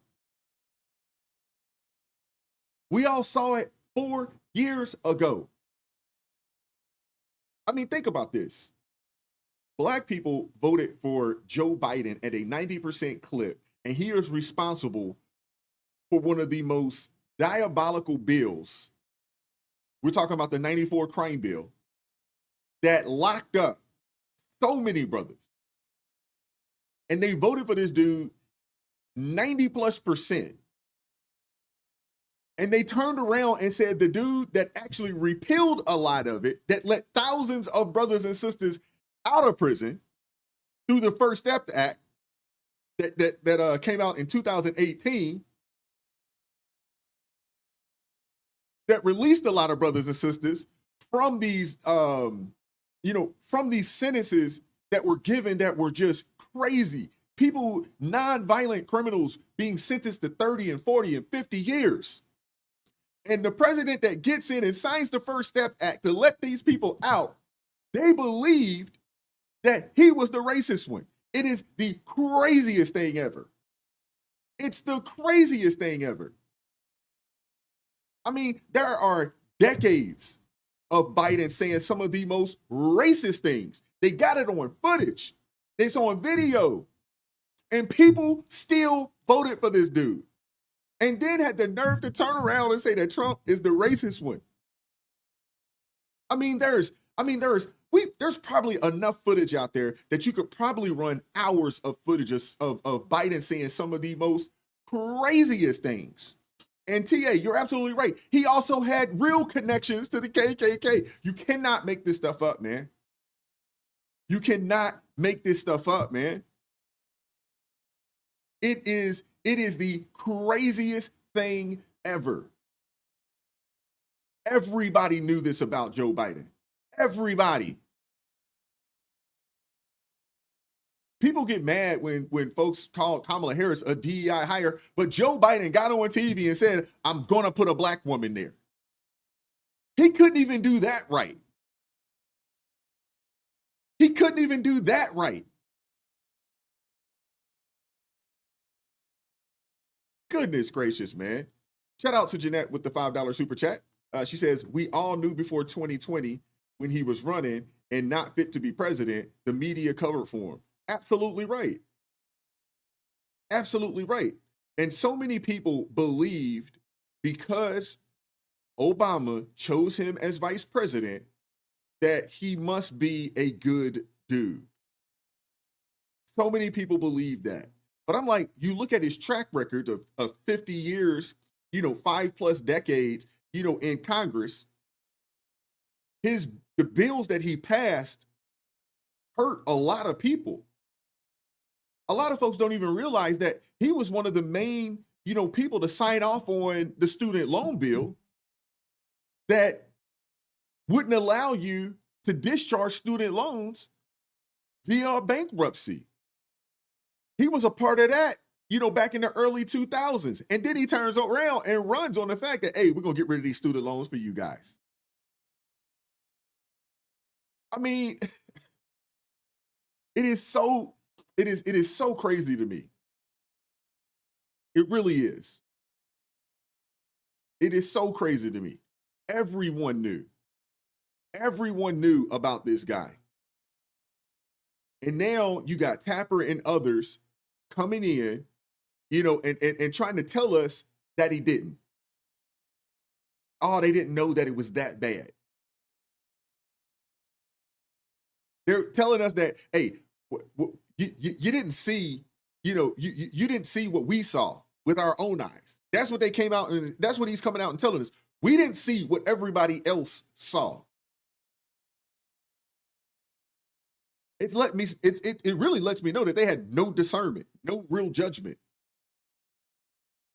Or if they were telling you that he was sharp, but you're seeing something else, how do you not believe that you're being lied to when your eyes show you something else? I mean, remember how these same pundits, they told us that if we had question about Biden's health, it was because we were being manipulated with misleading videos. Do you guys recall? And I want to share that Brian Stelter video. I think right now I want to share that Brian Stelter video. But if you guys recall, and I don't have it, but KJP, Karine Jean-Pierre, she got out there and said that the video when it was Obama and Biden on the stage, it was at one of those donors, and Obama had to grab him by his hand and escort his behind off the stage. They told us that was a cheap deep fake or something along those lines. These people are despicable, man. That's what we're seeing. That's what the Biden administration, the Biden campaign is so worried about right now. But make no mistake, they are worried about this. This is a real problem. This is not some made up fiction. The videos are oftentimes made up, but the problem is real. Because some of us, Abby, watch a 40-minute speech by Biden. We see the full context. Other people only watch a 5-second clip. And that's going to be something that's going to, I suspect, follow Biden for the rest of this campaign. We watch a 5-second clip. Now look at this. I want you guys to see this. Ooh, let me see if I can. I want to make this a little bigger. Give me 1 second here. Make myself smaller. Now, look at the two sisters here. Look at. I don't know who this lady is, but we know this is Abby Phillip. Look at this. While he's saying, they know what he's saying is some bull.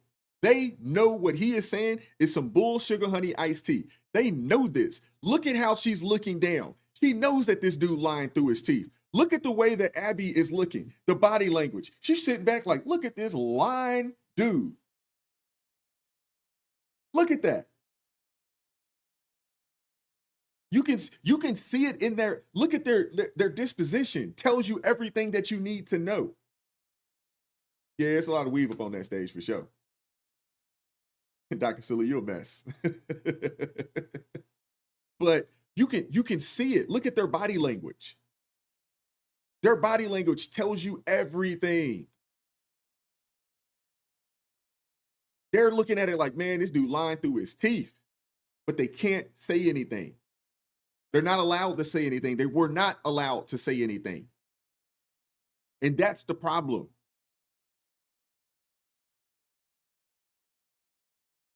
That's the problem right there. Now, I will say this. The real problem was not knowing who was actually pulling the strings over the past 4 years.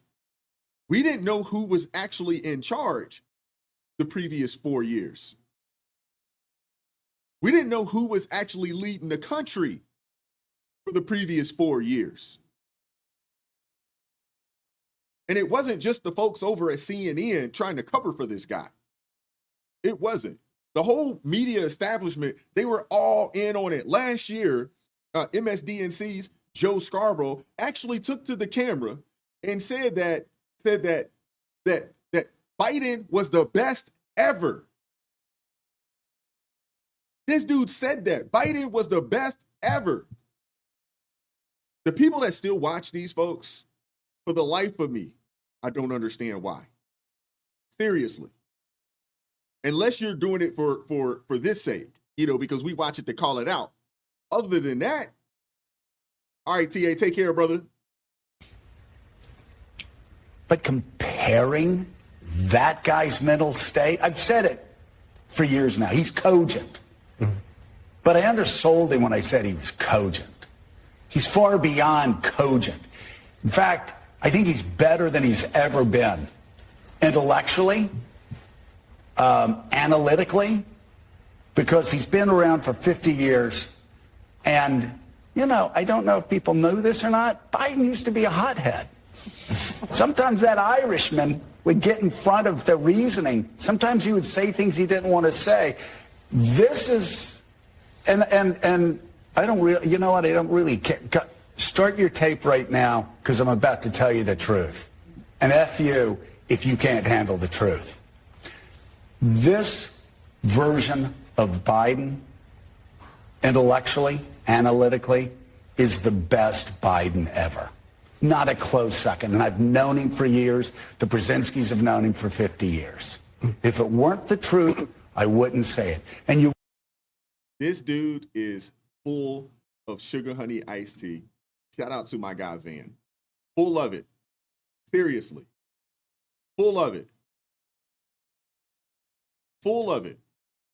I mean, the fact that this dude can sit here and say this with a straight face, it's incredible. And to an extent, it's somewhat comical. It's comical how the Biden insiders were tapped to defend their boss. Dude says, I left in January 2023 and it was fine. And, when he was fine, when I saw him, aging isn't dementia, which is translation for I haven't the faintest clue about 2024. So don't blame me. And remember, shout out to Ernest Spencer with the $10 super chat. He says, I remember 50 years ago when a congressman said Joe Biden was a walking gaff machine. That was before dementia. And 50 years ago was before my time. So I can't verify if that's a fact or not. But state your sources, Ernest. I'm just messing with you, bro. Appreciate the super chat, man. Thank you. But seriously, if he was well enough to run, why all the secret, simultaneous, vestibule guards and wheelchair contingencies? Why was all of that? Why was he on vacation 40% of his administration? Why was that the case? Why was he the least interviewed president in modern U.S. history? Why was that the case if he was so well? Seriously. Seriously. And now that it all came out that he isn't, and they're all trying to capitalize on the fact that Joe Biden was not. And the crazy thing is, you guys saw the video. He was on The View the other day. He looks worse. He was on The View last week. Look worse. And the reality of it is this, man. If he was not well, who was actually pulling the levers of power while the real president slowed down? Who was in charge? Who was making the decisions? You're going to write a book about how they tried to hide, how he, wasn't, he wasn't up to task. You're going to write, how they, quote unquote, the White House or the administration was lying about it. So tell us who was in charge. Who was the shadow president for the previous 4 years? Seriously. If for years Biden was battling aches, memory lapses, and cognitive decline, and his own team feared he need a wheelchair next term, then who was making the calls? Who? Was it Jill? Was it Hunter? Was it Suzanne Rice? Was it the cabinet of secretaries? Was it the vice president? Was it Kamala Harris? Was it senior staff? Who? Foreign leaders? Who? Sound like an owl, but the American people have the right to know who was steering the ship when our captain was unsteady. And now that the dust has settled, it's funny seeing Democrats eating their own. And this book is essentially a circular firing squad with insiders dumping on Biden for stealing the nomination, robbing the party, and betraying the country. And when it comes to the press, where were they when Biden's stumbles and blinks were happening live on CNN? And the answer to that question, which you guys already know, is that, hey, they were asleep at the wheel or they were in on the grift, cheerleading the plot. And now that a book is out, and there was another book that came out, a little while ago, all of these people are out here acting like they were suddenly shot, right? Jake Tapper, co-authors, of an expose after years of on-air reassurances that Biden was sharp as ever, and now he wants credit for breaking the story. These people are ridiculous. This is what you call a real grift. This isn't journalism. This is what you call a real grift. This is not journalism. If you bury the news until it turns out into a bestseller, you're not a truth teller. You are a book pusher. And let's be real, this isn't journalism. It's a real grift. CNN, MSDNC, Axios, and so many others. They were all a part of it. And now these same people are cashing in by writing books. They're doing podcast deep dives. They're selling exclusive scoops. And we're supposed to just celebrate their sudden carriage. Come on, man. They weren't courageous when it counted. They were being calculated. They buried stories that threatened their narrative and then emerged from the woodwork when the big reveal could be monetized. Now, honestly, I don't think anybody should buy the book. No one should buy the book. They wouldn't be telling you anything that you didn't already know, to be honest with you. If they genuinely cared about the truth, they would have done this back in 23. Or they would have done this in 2020 or 2019 prior to the election, the first time around.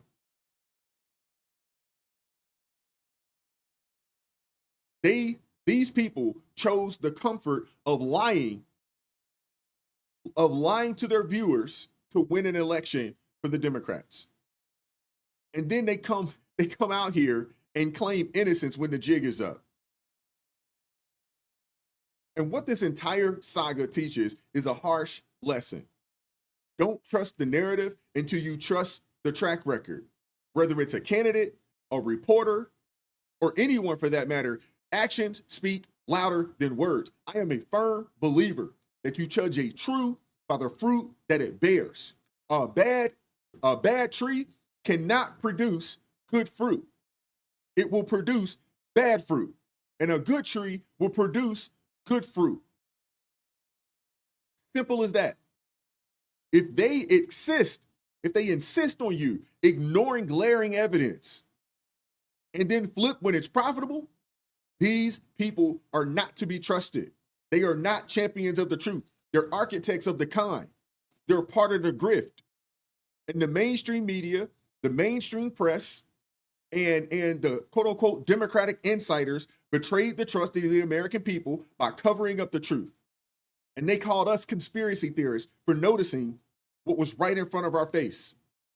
And now they're trying to profit off their own lies. Now, I want to see how many people on that side of things, how many regular people on that side of things are going to call these people out. How many? How many people are going to call these daggone media members out? They're going to call out the Biden-Harris administration, Kamala Harris. How many are going to call them out? And let's call it what it is, man. A betrayal of democracy. Democrats and their favorite pundits chose to hide a leader's decline rather than inform the electorate because they feared Trump more than they treasured honesty. And now in the safety of post-election retrospectives, they lecture us about failing to see and missing the signs. No. We all saw it. We all saw it. And I know for certain that you guys saw it. They just decided it was more important to win than to tell the truth. Simple as that.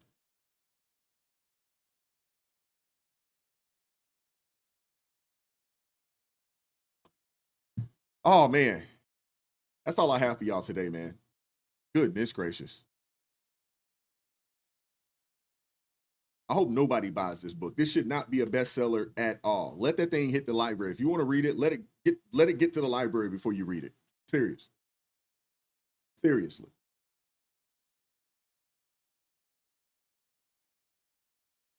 You know what? I got some time today. Let's open it up for a quick second. We'll see if anybody would like to call in. You want to add anything? You want to ask me a question? Feel free to do so. I am going to post the link right here in the chat.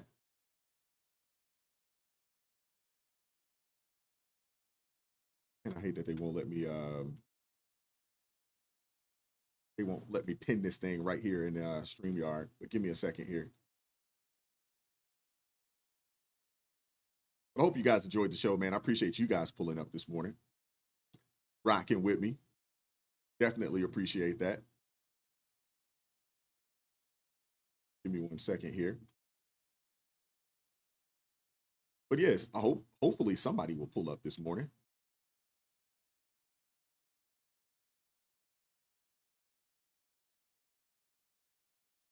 There we go.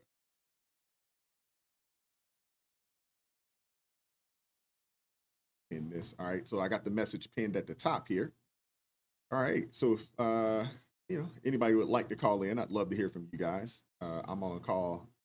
Dr. Silla says she's going to call in one day. Let me see what you guys got going on in the chat here. You guys are live. I enjoy that, man. Oh, Dr. Silla said I can use a credit on Audible and then return it.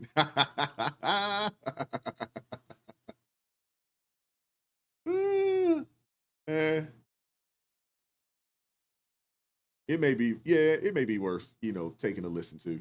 It may be worth it.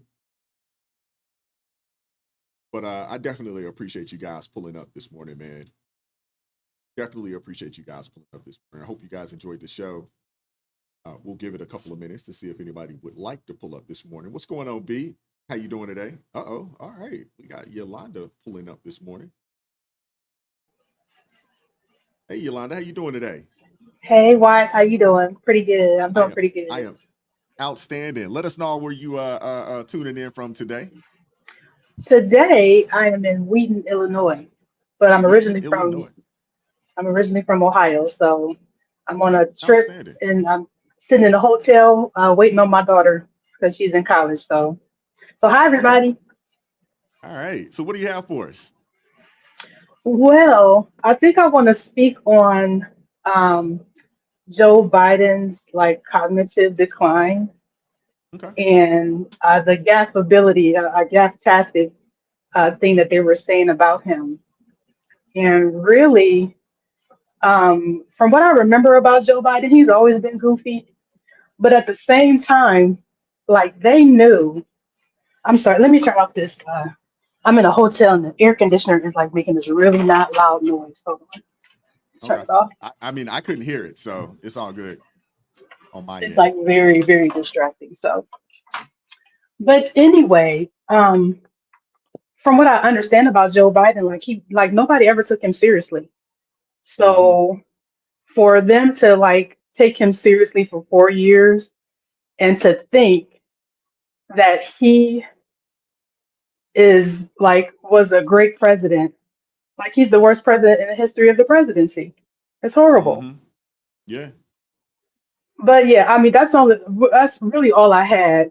I came in kind of late because I'm in Central Time and I'm usually in Okay. Eastern Time, and so I didn't catch the beginning of the Oh, no show. worries.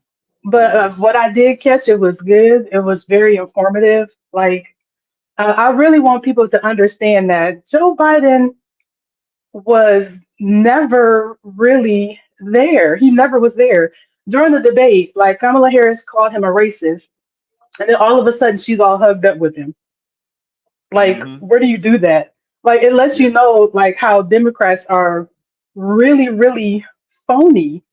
When I was a Democrat, and I can say I've been reformed. When I was one, I never paid attention to anybody. I voted for Obama because he was black. I mean, I can admit that. I'll raise my hand to that. But like starting to pay attention to why everybody was starting to hate Donald Trump, like it makes you step back a little bit. My favorite pastor was on a podcast the other day, and Pastor G. Craig Lewis, he was on the We Need to Talk podcast.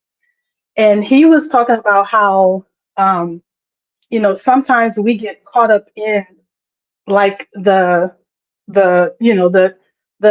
scene or the culture or whatever. He said that he was a why guy. Like, why? I started being that like about maybe 2017, 2018. I noticed that when Trump went to an anti-abortion rally, it was the craziest thing because he was the only sitting president to ever go to anything like that. They're all about terminating pregnancies. And, whenever it was like I've been a YouTuber for some years, like I watch people off and on. I just happened to catch that video. And like he looked awkward being there, and they were very surprised that he was there. But I don't think anybody paid attention to the fact that a sitting president went to an abortion rally, like don't kill the kids rally. You know what I mean? And so, as far as Joe Biden goes, like nobody ever took him seriously, but the hate for Trump started to be so real. It really do make you be like, why are these people like this? Like, why are they doing that? Why all of a sudden, you know, they hate him? Like, and it's a deep seated hate. Now it lets you know that now we're in this spiritual battle. It's a good versus evil thing. Like you can't deny it. It is undeniable. And just looking at it now people see it now. When I recognized it, and I'm a Christian woman. I'm a believer in the Lord Jesus Christ. Just praying about it, and God was just like, I thought about him too. That's my child. And when I started like really paying attention, I'm just like, okay, everybody hates him. They used to love him, had all kinds of songs about him, but now you hate Trump. Like, why? And then there's, I have some people in my family that had like this the same energy for that. And I remember the Lord telling me, like, don't jump on the bandwagon. Don't be that person that, is just there to say, with the pitchforks and the torches or the tiki torches, whatever. But don't be that person. Like, why would you go with a crowd that hates somebody and it grows hate in you? So it's such it's a slippery slope. I had to stand back. Like I didn't vote for Trump the first time. I was very, very reluctant to vote for Hillary. I was a Bernie Sanders, and the only reason why, and then I didn't pay attention to Bernie Sanders. See, this is how the people of our community get caught up in, you know, going with the band, just going along with the crowd, and it's a very, very, very sad thing. If you're going on with the crowd and everybody's going towards the cliff, and you don't know that there's a cliff ahead because everybody's in front of you, but you're like, yeah, I'm there. When people start falling off, you won't know until you get to the edge that that's what's going on. I had to stop being that. Like, I remember, praying about it a little deeper, and the Lord was just like, you know too much. You know too much for you to continue to be blinded by things that could impact your life, your children's life, your future, which right now is what's happening. It's affecting our children's future. Like, I have young adults now, praise God. Like, my daughter is going to be a senior in college, which is a great feat for our family.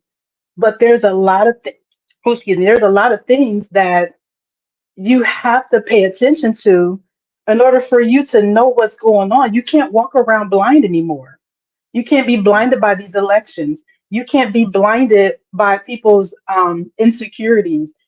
You can't be blinded financially. You do have to pay attention to the tariffs and why he's implementing them, and really go and research it and study it for yourself so that you'll have the information that's needed so that you won't be walking with some people that are going off the cliff. It's just crazy. But I'm sitting here talking, but I've always wanted to be on your show. I think I started subscribing maybe sometime last year. And it might have been longer, so I don't know.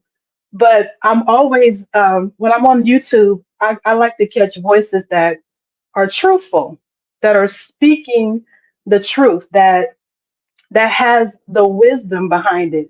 You and I are not that far in age. I think I'm a little older than you. I'm going to be 50 this year.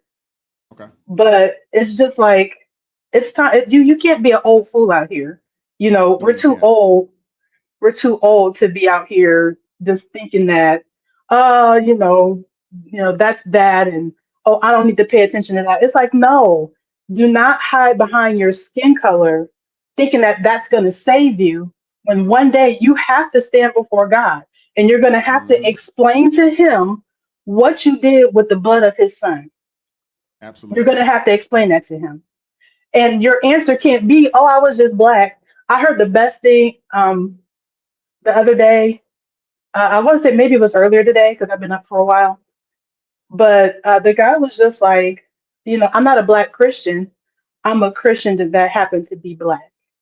Absolutely. And we must put God first in everything.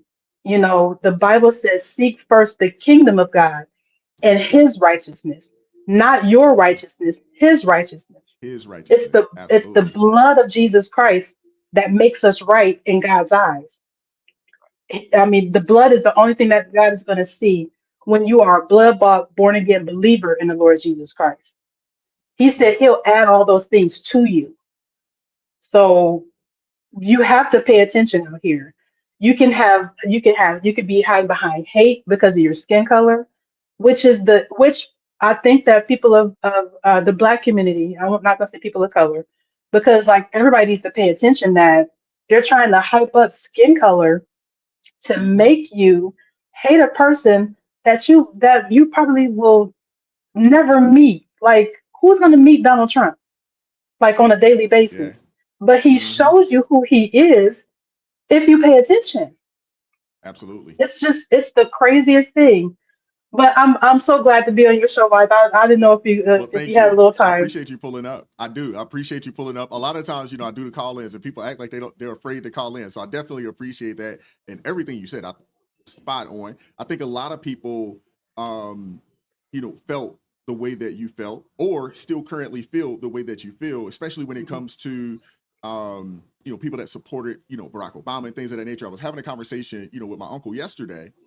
And he was talking about, because a lot of black people, unfortunately, they've placed the Obamas, on this pedestal, almost like they're a deity. And they've idolized these people. And I had to explain to him, I was like, what we have going on in our country today was ushered in through his administration. A lot of people don't see it like that. He kind of got a little frustrated behind me, but once I started explaining it to him and like really breaking it down, he couldn't refute it. And I was like, he opened up the Pandora box that we are now battling today. And a lot of people don't understand that once they lit the White House with the rainbow, and then they codified, gay marriage into law, it opened up the next wave, the next movement, which was, now we got to push this into our schools. And now the next movement is the trans agenda. And a lot of people don't understand that these people play the long game. These are like fringe conversations that they've been having probably for 30 or 40 years, and they play the long game. No different than the Affordable Care Act. A lot of people probably don't know that the Affordable Care Act was actually the act that they wanted to push during the Clinton administration. That was Hillary Clinton's policy that she wanted to push, and it got batted down because everybody knew that it would be bad for the country. And now here we sit today with the Affordable Care Act, and insurance and healthcare is as expensive as it's ever been in our country. So a lot of the things that we're dealing with right now kind of got ushered in on the backs of Obama. And the thing is that they use us all the time. We are willing participants in the foolishness, and a lot of it is because we don't know. And we got this racist dog whistle. If they call anything racist, you got a certain sect of older Black people that they hear that and they just immediately are completely turned off, and they won't take the time to do the research. So my goal, on the channel is not to tell people what to do. It's just to inform and hopefully encourage people to do a little additional digging, a little additional research, and then make an informed decision, because I think so many of us, we're making decisions, but we're not making informed decisions. And I want to challenge people to do some research and inform yourself. And then if you still believe in the agenda of the Democrats and what they want to push, God bless you. I'm gonna disagree with you, but at least you're informed as to what you are supporting. Unfortunately, you have a lot of people, and I don't necessarily like the term Christian. I like the term follower of Christ, but same thing, semantics. But you have a lot of people out there that would consider themselves follower of Christ, but you are supporting agendas that is anti-God. And it drives me crazy. And I was having this conversation yesterday with my uncle, and I'm telling him, and he was like, I hadn't even thought about it like that. Because a lot of people, they see and hear sound bites, or they'll read a headline, but they won't read the article. They'll hear a sound bite, but won't go and actually either read the whole thing or go and watch the entire video. And then they take that as, oh, this is the information and this is all I need. And it's unfortunate. And they've been using us. If you think about America right now, a lot of the policies that are actually hurting us, it's been pushed on the backs of Black people. We are the socialist experiment in this nation. We are that. You look at our communities, we are the socialist experiment. And they would like all of us to adopt it. And, that's one of those things, man, that's going to send us to hell if we do it. Exactly. Now, you said that you had a conversation with your uncle, and God bless my mother. I remember having a conversation with her some years ago, and it was kind of eye-opening because, I'm just talking to my mom, and I have brought up, now you said that, we were the social experiment. Now, I don't know if anybody else has done any more deep dives into the alleged things that Martin Luther King was responsible for. I started watching Vince Everett Ellison, I think that's his name. I started watching him, and he started speaking on that. What's really crazy is that years ago, before even knowing that, I was challenging my mom on thinking about race in a different way. And I asked her, I said, you have two polarizing individuals at the time. One's Black, one's white. There was Billy Graham, and then there was Martin Luther King. I said, Mama, who preached Jesus? And so she just was like, why are you asking me these questions? Why are you, pushing in this way? And I felt like it was the Spirit of God, like the Holy Spirit just pushing me to get her to see something in a different way, because we have these staples and people that we look up to, and we don't know who they were. And not to say that Billy Graham was like the perfect whatever, but he spread the name of Jesus Christ. Now, correct me if I'm wrong. I don't think that I can find any sermons that there was that MLK did that preached Jesus Christ. Please, if anybody in the chat, anybody in YouTube world can prove me wrong that he had Christ on his mind, and now he got statues and things. Like, you got to be careful who is being elevated as the go-to or whatever, and they they didn't know Christ at all. Another thing that I brought up when I had this conversation with my mother, I was talking about how Nancy Pelosi, how she went from X amount of dollars to what she's worth now. And I said that she's a woman in Congress. Why is she worth? And at the time, I think she was worth 130 billion. Maybe she's worth more now. I think she's worth But I'm like just 200 like, million now or something like that. It's crazy. and and it's all good. Like, she's still a part of Congress. Like, these people, they are lifelong politicians. But when you were talking about the Affordable Care Act, it's not affordable. No. It never was. Anything that they bring to the forefront, it's a money grab because it's not their money. Exactly. It's our money. When we pay taxes, we pay into a pool to pay them to represent us when they're on Capitol Hill. So if they're using, that now, they people went ham on Elon Musk. They went ham on Doge, and they were mad that things were being uncovered, that we were paying for things that we shouldn't have been paying for. How come the homeless population, and which consists of mostly veterans and mentally ill people and people that really do need help. Assistance, need help. Yep. They need I'm not saying, I never thought that social programs were wrong, but there have been abuses in it, and now they're wanting to uncover those abuses. But not everybody. The Democrats, the people that are on the left, they have a problem with that. Why? It's because it's not their money. It's funny. It's a little running joke I have with myself. I'm like, it's all about the money. It's all It about, always is.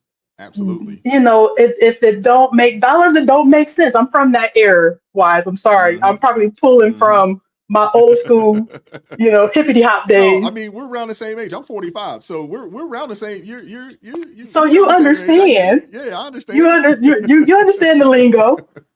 But when I brought these things to my mother, and my mother, God bless her, she is like in her 80s. I think that she didn't think that she was gonna make it to her 80s.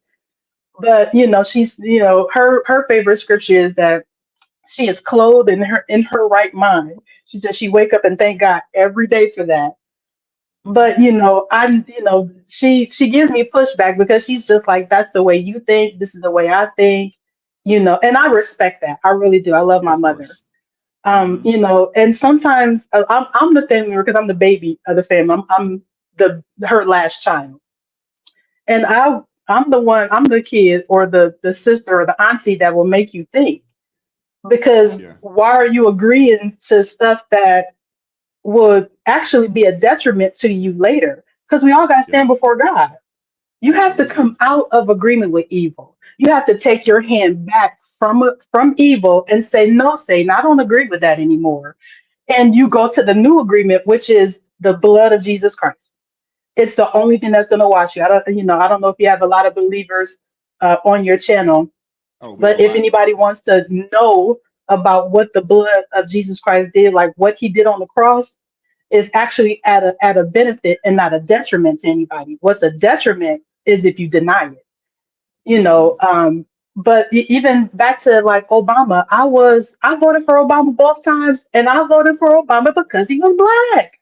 That's the only reason why I voted for him. And that's I'm not embarrassed. Yeah, I'm not embarrassed to say that, but I'm glad that I came to a point of being informed about what I involve myself in, what agreements that I'm making, what am I handshaking with, even with Donald Trump on, because he has stances on abortion that I don't agree with. But you have to pay attention. You have to know what it is that you're involving yourself in every time you cast your vote.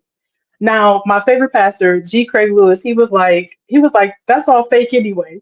And like when you say that, I'll be like, oh my goodness. And you have to really think about it. Like, is my vote making a difference? When I go to the ballot box, is it being recorded as whatever, or have they already decided who they want to boost up? Well, I'll say this, Mhm. and I got a couple other people I want to get to, but I'll say this when it Okay. comes to that, and I like G. Craig Lewis a lot. I've watched a lot of his sermons and his Mhm. his videos that he did on hip hop. Oh my goodness, Yes. man! Oh my Changed my goodness, life. phenomenal, phenomenal, phenomenal. Changed my mind. But I will say this to an extent, there is some truth to what he's saying in there. When you think the Hmm. DNC about maybe I don't know, maybe 3 or 4 years ago, they actually sued to be able to have full control over their primaries. So Oh, they wow. can I didn't have know a primary, quote unquote primary, where the people get out there and vote. that. But Hmm. the DNC has the ultimate decision on who actually represents their party. So the people on the Democrat side of things, they really don't have a say, which is the reason why they inserted Kamala and they didn't force, an emergency primary because they don't have to do it. A lot of I people was don't so know this, mad but at that. you can go look it up. They actually sued to be able to do it. So on the Republican side of things, as far as I know, because I was trying to see if they had done something like that and I couldn't find anything like it. So their Hmm. primaries, as far as I know, are real. But on the Democrat side of things, they still will have a primary, but ultimately they have the choice. And if you notice, Hmm. even beforehand, when Hillary ran, Bernie was actually winning, and then they made him step down. And the Yeah, same I thing voted for happened him. with Obama. You know what I'm saying? With Obama and Hillary, Hillary probably would have beat Obama, but they inserted him because there were certain genders that they needed to push. And Yeah, that's yeah, just and that's and just what and it is. they really succeeded with Obama. Yeah, yeah. Another pastor that I watched, he was just like, as soon as they lit up that White House, he said, as soon as they came out the closet, he said they're not going back. No, they're not. So, No. Once no, once they're. Pandora box opened, it was Hmm. full speed ahead. It was full speed ahead for them. And now, if you notice, back in the day prior to that, they were still trying to push this agenda, but it was covert. Now they don't care. They are out in the open and they are overt. And that's why I keep saying, let people will tell you who they are. Just let them talk and sit back and listen. They'll show you and tell you exactly who Right, they are. But your right. job is to believe them in what they're saying. That's your Just job. your job is to see what was okay when somebody's saying something. You have to step to the side and see what's behind them, Mhm. because everybody's being pushed by something. If you're not being pushed by the Holy Spirit, it's a spirit that is behind Yeah. the person. When you see all this irrational stuff happening, I forget who I was telling this to. I said it's the spirit of lawlessness that has flooded in, because anytime somebody is burning up a car, like an individual's car, it's not even all the cars they burnt up wasn't even Elon Musk's car. The people bought the cars, but you're damaging Yep. stuff Other people's because you property. hate. Yeah, yeah, because you hate somebody so much. That's a spirit behind that. It Hmm. cannot be. That's just natural human nature. No, not at all. These people are sick and they They are. need healing. They need healing in their heart. It's a heart issue right now. I would But agree. I know we've been talking for a while, and you have other people on the line, and I want to be Alrighty. mindful of them. I want to say, Yes, God ma'am. bless you, But I do Wise. thank you. Thank you. And I, God I bless you as well. appreciate Thank you. you for You're supporting me welcome. and, Thank you and so much. watching the channel. I appreciate you for pulling up this morning. Thank you. Yeah, I'll probably watch you tomorrow if I don't come in late. Alrighty. Well, I thank you. Take All care. right. Take care. Bye bye. All right. Let me get Playboy Billy in, and then Crystal will get you in, and then we'll get you in, Steve. Okay. What's up, Playboy Billy? How you doing today, brother? All right, you brother, I won't hang out too long. But I just had three little topics I wanted to quickly point out. One, did you guys catch the video of the prison down in El Salvador the other day? Yes. It's like 2 days ago. Mm-hmm. Good Lord, I love that place. Can we get some more of them? You don't want to be there. Oh my No, goodness, I don't man. want to be there. Woo, you do not But I want to sure be love. there. I've got a list. We could start with Biden, then we could go to Hillary, then we could go to Schumer, then we can go like I've got some people I could actually enjoy sending there. So whether that goes against what God would prefer is up to him. But me personally, I'd love it. So, and then the second thing on that knock and dash the other day, where the white kid got shot. Okay, my question is, okay, it was 3:00 in the morning.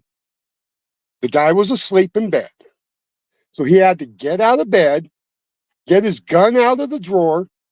Oh, Go okay. I know what through you're the talking about. house. Okay, I got you. And then he gets to the front door. Okay, now, back when we used to play that game, it was like one person would go up to the door, knock, ring the doorbell, and run like hell. And everybody else would be hiding in the bushes watching to see if they get caught. So if he shot through the door like they're saying, the only way he could have hit them is if they were all on the porch. Yeah. The story doesn't make sense. I understand. I know what you're talking about now. You kind of threw me off a little bit, but the story didn't make a lot of sense to me. It still doesn't, but they did arrest the dude. The guy, he did get arrested. So, you know. Well, yeah. I mean, anybody that shoots through a door is a damn idiot. I mean, you never, ever pull the trigger unless you know exactly what's in front of your gun.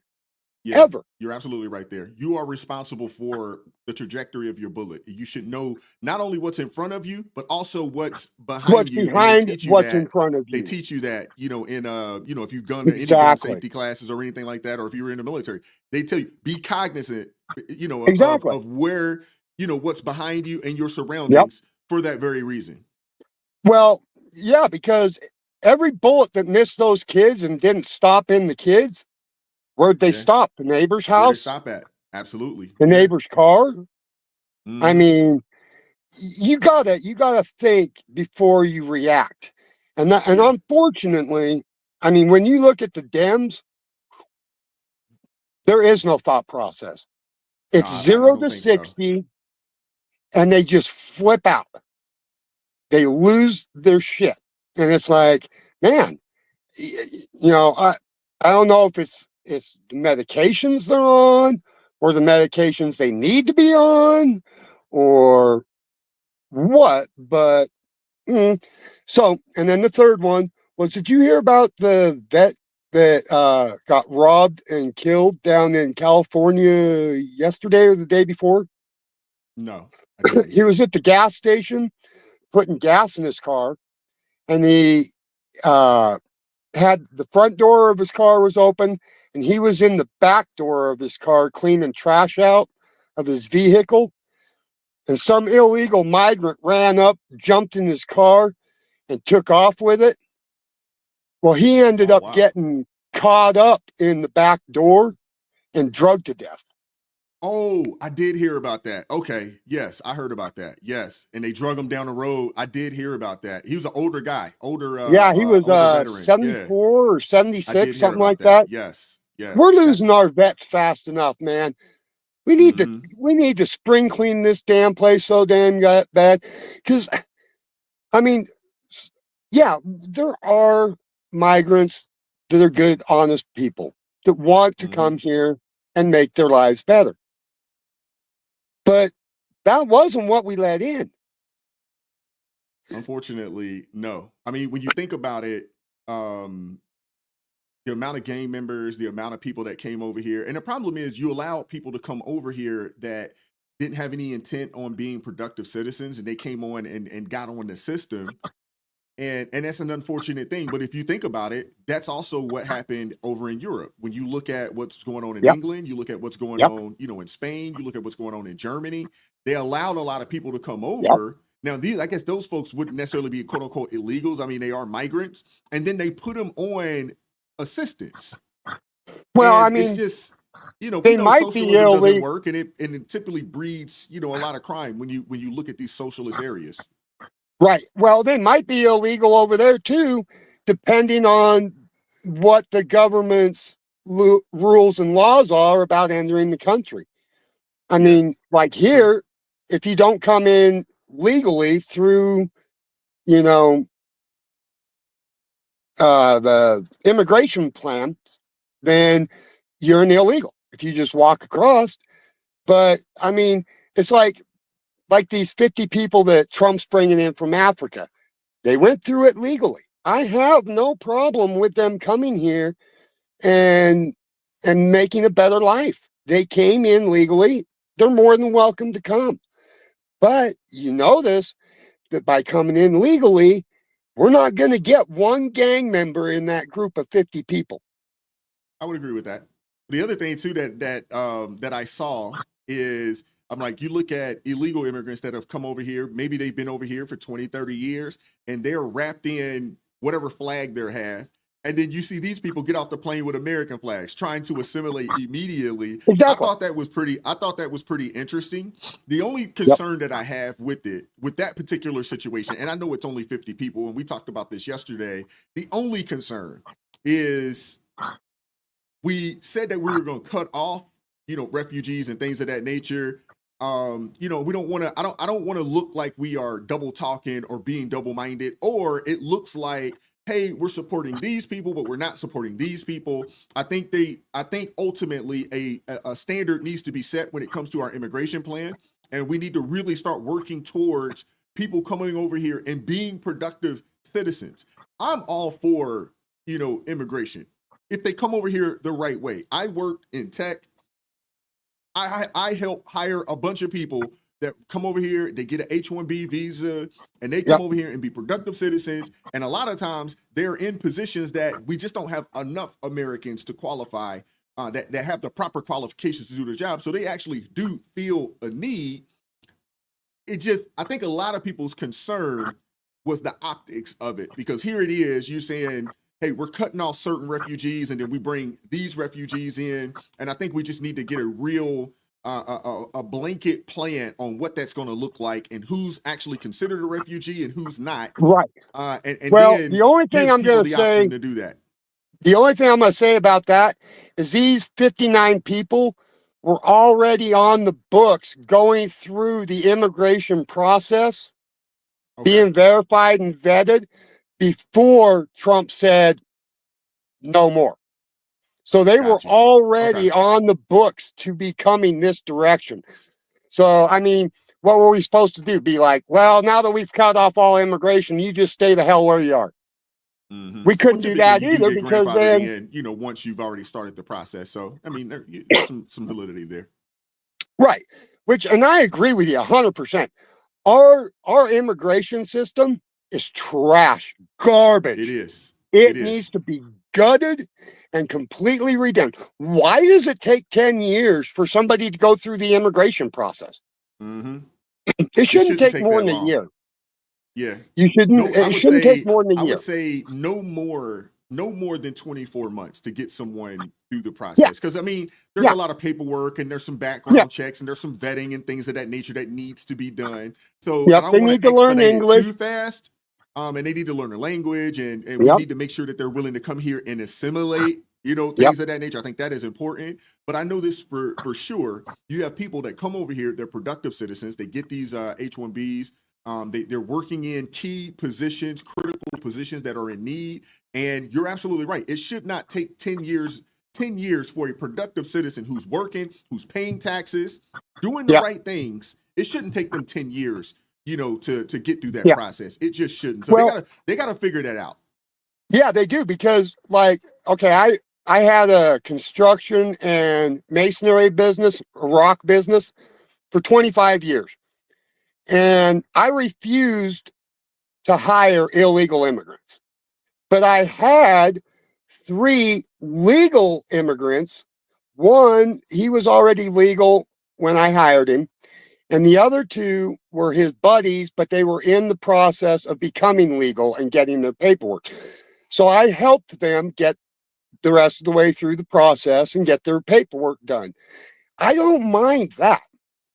But when you pull up into Home Depot to go buy supplies in the morning and you look across the parking lot and your competition's picking up 40 guys in the back of his truck and he's only paying them $5 an hour, and I'm sitting here with 8 guys in my truck and I'm paying them each $20 an hour.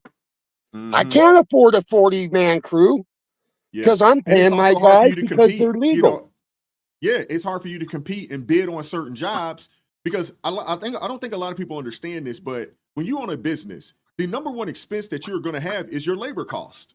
Yes. And if they can get 40 people for $5 and that same, 40 would cost you only 8 people, it puts a damper on what you can bid, and how you go about bidding on contracts and bidding on different projects out there. And it's unfortunate. So I think that any company that hires illegal immigrants, there needs to be a fine so high for each fine, person jail and for time, each lose month. your business license, your Absolutely. insurance, your bonding, Absolutely. lose it. I mean, Yeah. we do not need to be employing illegal migrants. There are plenty of people that will work if you If you pay them pay properly and take them care of them, enough there's plenty to of make people it out here worth ready to their work. time. That's the problem. America's always looking for the free handout. Oh, gimme. How cheap can I get it?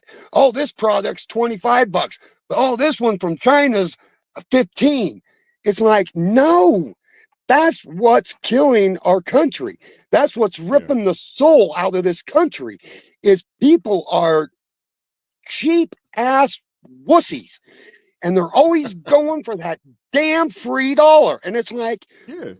Well, that's why pull you your have head out of your butt. people on legacy media that will tell you, hey, we need these people so we can keep our smoothies cheap and our ice Oh, I creams know. Look at affordable. Nancy. Oh, we need them to pick our crops. Yeah. Oh, yeah. well, what's Trump it's gonna? crazy. Who's gonna clean your toilets, Trump? It's like, let me put it to you this way: your head's gonna clean Trump's toilet if I get hold of you, because I'm not gonna put up with it. It's like I'll use you for a plunger, boy. It's like I'm to here with it. It's like after dealing with it for 25 years in my business, I mean, I lost so much work to people that just flat underbid me because I just couldn't afford. First, they had twice the crew I did, so they could do it in twice the time I could. And then their costs were cheaper because they were paying them $5 an hour instead of 20 or 15. And it pisses me off because the Americans that want to work, that want to be successful, their opportunities are being taken away from them day after day by this, and it's wrong. It's so wrong. It really pisses me off because it should not be this way. I agree. You get no argument from me Anyway, on that one. I drug you out longer than I planned on there, brother. No worries, man. But I do appreciate you supporting the channel. Appreciate you supporting me and pulling up this morning. This was awesome, man. You did a good job today. Oh, it's always awesome with you, brother. Hey, you know what? You're an awesome teacher. I appreciate that, man. Thank you. You have a great day, brother. Thanks, man. You do the same. God bless, man. Peace out. All right, let's get my girl Crystal up in here. Hey, y'all make sure y'all show Playboy Billy some love, man. He did a great job today, man. Outstanding.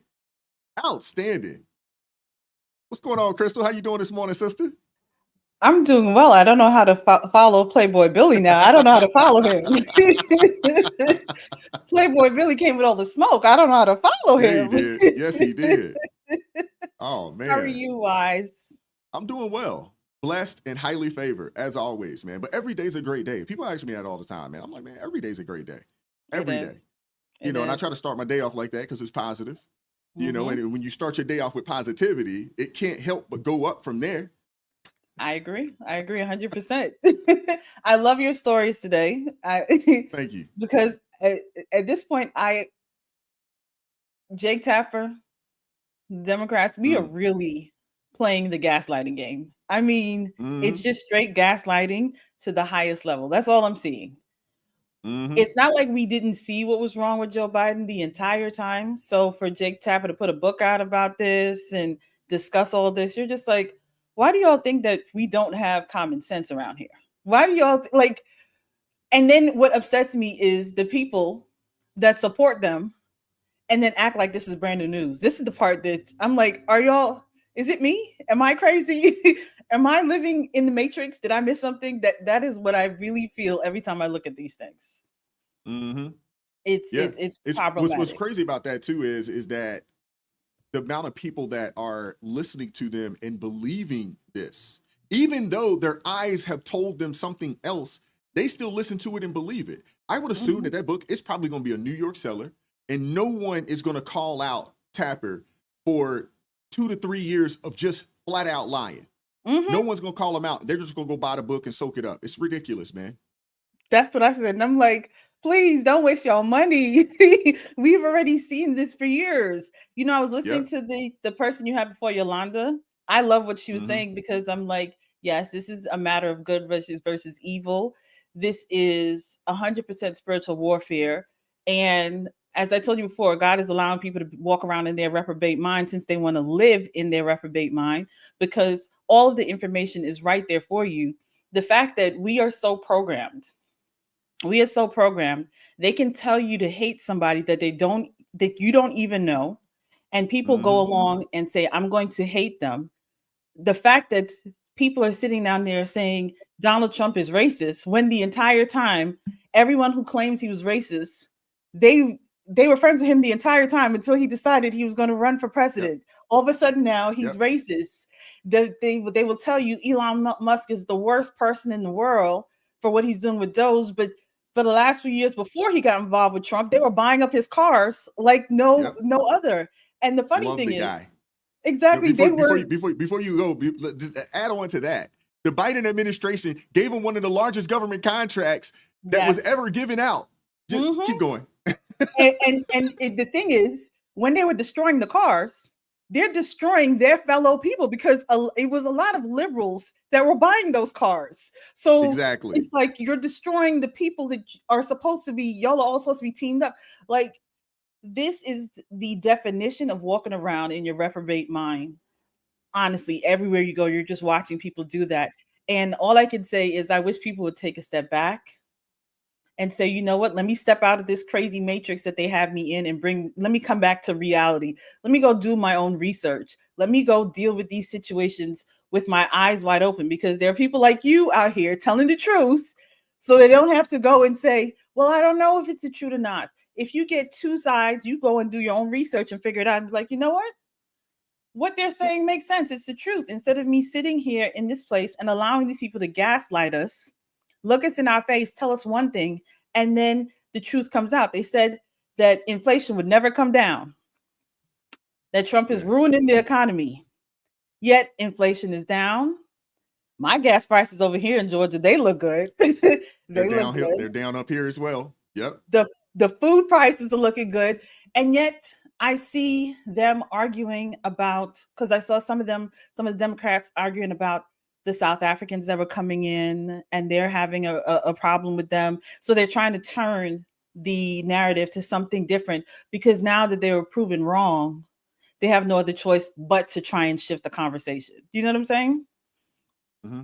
It's problematic. Well, I mean, they're doing what they do best. They got to turn it and make it a racist thing, right? You know, it's like, oh man, look at it. They let these, 59 or 60 white people in, and but they didn't let any black, no black refugees in. And I'm like, man, they just let 21 million people up in here, and the only people that he's actually getting rid of right now are the criminals. If you have committed a crime, those are the people that they're really kicking out the country right now. I haven't heard him mention any of the regular people unless you get caught up in hanging out with people that are committing crimes. And Tom Homan said, hey, birds of a feather flock together, and we all know that is the truth. Very true. My son was in school. Most of my kids now are out of high school, but when they were in school and they would talk about, friends, I mean, I've been there, I've done it, I've seen everything because we are parents. We've been through it. What you think no one else has ever gone through, son, I promise you, I've been there, I've seen it. And I was just having these conversations. I was like, all the chicks that are 304s, they all hang with each other. And I was asking my son that, he was like, yep. He was like, all the girls that you know that are easy, they hang out with each other. He was like, oh yeah, Dad, that's true. That's true. I was like, all the dudes that are thugging and bugging, they all got their own little crews and cliques and they hanging out together, right? And I was trying to tell him, I was like, show me your friends, I'll show you your future. You are the people that you hang out with. 100%. So if you get caught up, with these folks, you can say, well, I haven't never done anything and it wasn't me, but you hanging out with these people. So you have done something and maybe you hadn't got caught yet. Or you on your way to doing something. But other than that, you don't hear them really just kicking people out like that. I think they understand that we do need some of these people. We do. We just need the right people. And we also need them to come in here and assimilate and want to become productive citizens. You can't come here and live on the system. You can't come here and live on the system. No. Wise, when my grandfather, because my family's from Trinidad, when my family came over here, they had to sign paperwork that's saying that when they come here, they will be gainfully employed and not need anything from the government. Like they had to sign like some kind of a documentation. And he had that document saying that he will not be getting any government assistance. He's coming here and he's going to be working and things. And that was back in like 1970 something, but that's what he had to say. And my grandparents, they never went on the system. My parents never went on the system. I was the firstborn American here. My parents were citizens. My grandparents were citizens.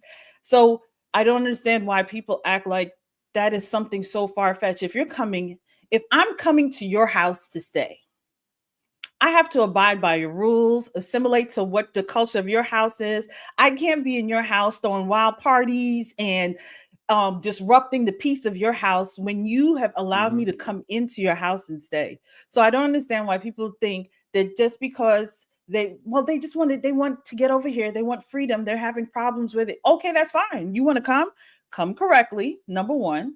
And number two, you have to assimilate. You can't come here talking about you hate America. To me, if you say you hate America, down with America, which is a lot what you hear from Ilhan Omar and all these other people, please go back to where you were.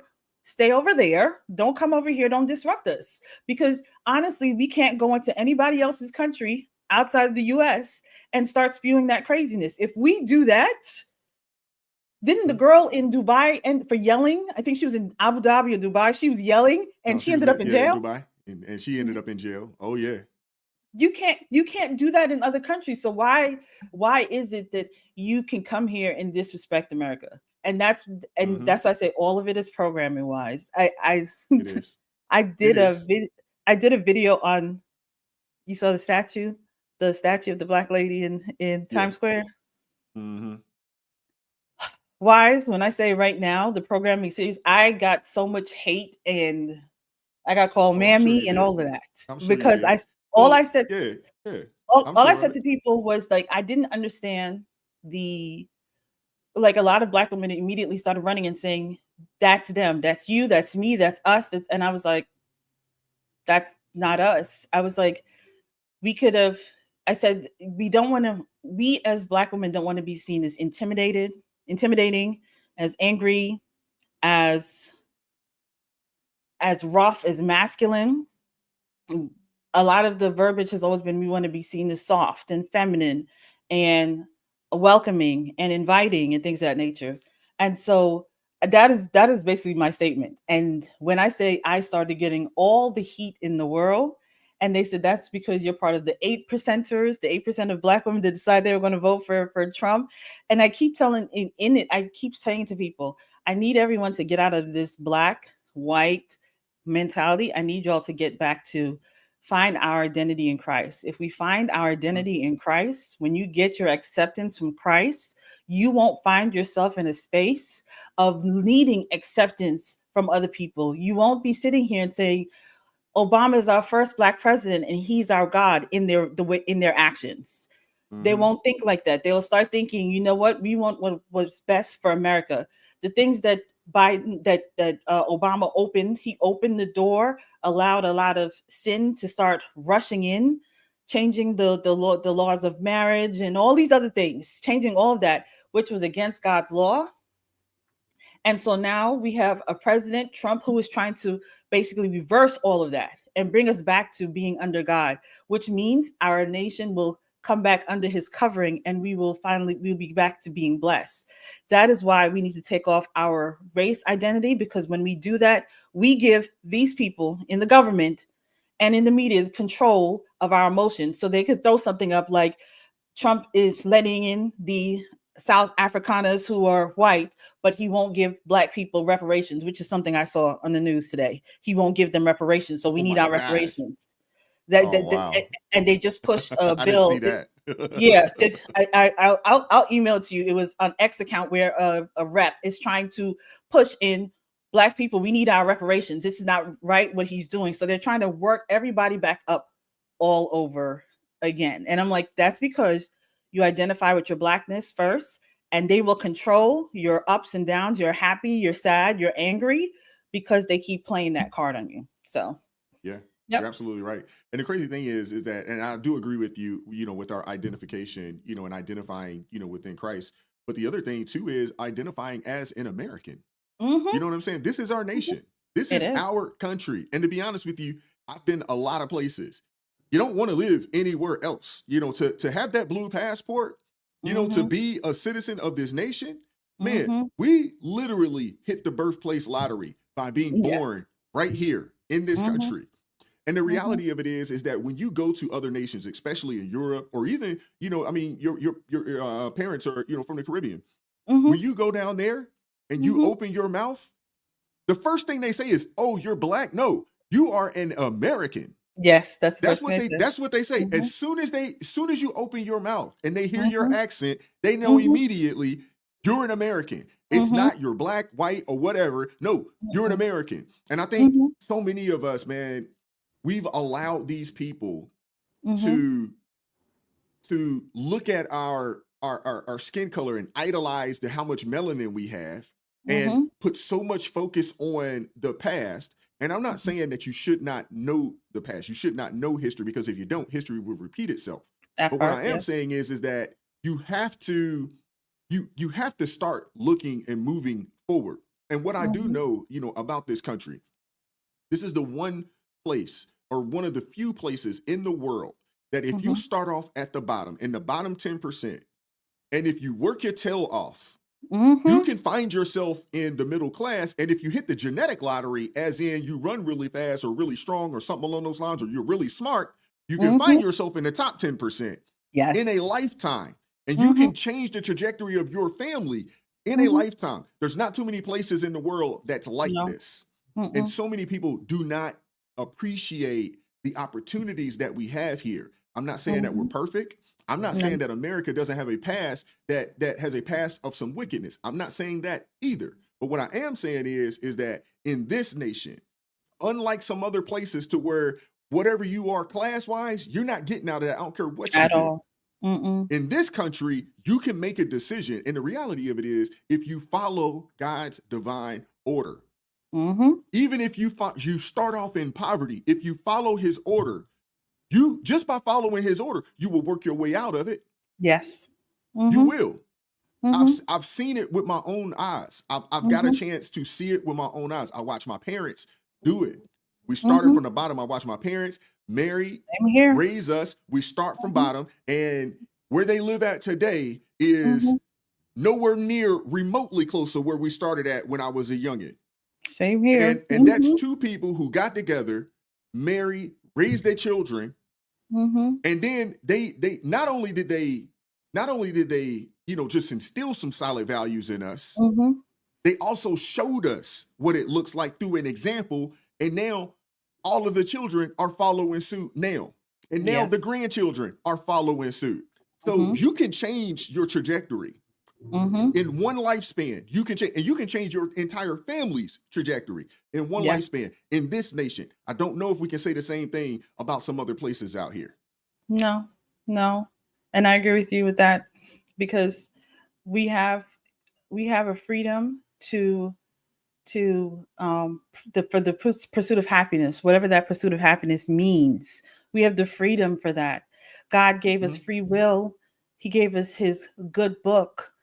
That is, I always say, even the people in the world, they will follow what what Proverbs say, and Proverbs has all the wisdom for you to be able to maneuver If you through just life. follow followed Solomon's teachings, you can't lose. You You can't. can't lose. If you follow his teachings, you can't lose. I promise you. That's like hands down. That is one of my favorite books in the Bible. Me Right there, too. the Book of Me Proverbs. too. I've read it so many times. It is hands down one of my favorite books. And I asked my grandma, because they would always, in the New Testament, they want to read the Gospels and things of that nature. And I asked my grandma, why did you not turn me on to Proverbs when I was in, high school? Why did you? Because it talks about how to pick the right spouse, how to pick the right man or woman, what to do with your money, what type of friends you need to be around, and what type of friends you need to avoid. It gives you the blueprint. Everything. The blueprint to life is right there in Proverbs. It's in that book, man. And if you follow it, you can't lose. If you follow it. Yes. Goodness gracious. That's that's hands down. That's like my favorite. That's my favorite. That's book, one of my favorite books too. And I always say, I said to my mom and dad, I said, why? I said, y'all know how many pitfalls I would have avoided if we had focused in on Proverbs a little bit more. Seriously. Between Proverbs and Ecclesiastes. And I do Ecclesiastes because if you get out, if you step outside yourself, meaning if you follow Proverbs and you get yourself feeling a little good because you step out of a place that you were struggling, like what we were talking about. When I started, I don't live there anymore.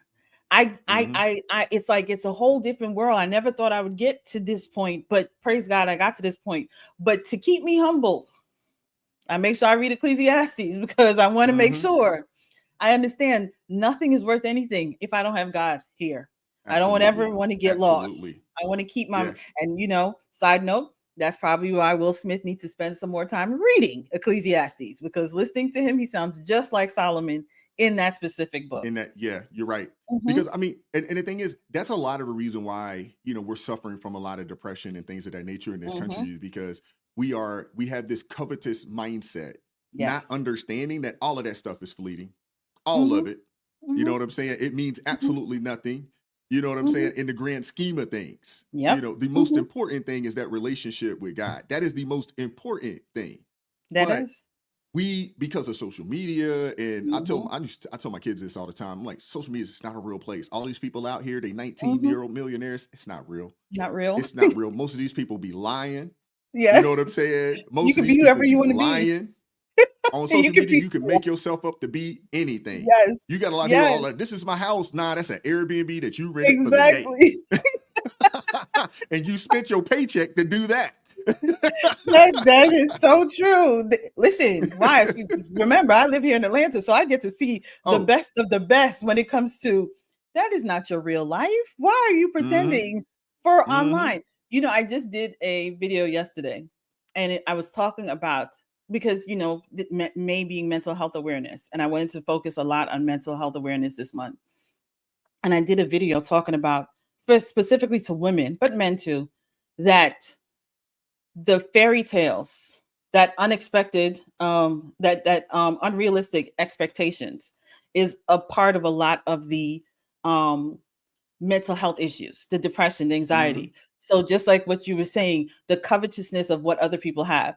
When we spent our whole lives, especially women, we grew up hearing about, one day your prince will come, he'll come save you, you'll get married, you'll live happily ever after. That's the mindset that you've had. So you've been programmed basically your whole entire life to think about one day this prince will come, he will save you. You don't have to get your stuff together.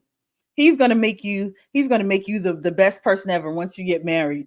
And you get into that mindset. So by the time you become an adult and you haven't achieved that happily ever after, all of a sudden you start having anxiety and depression.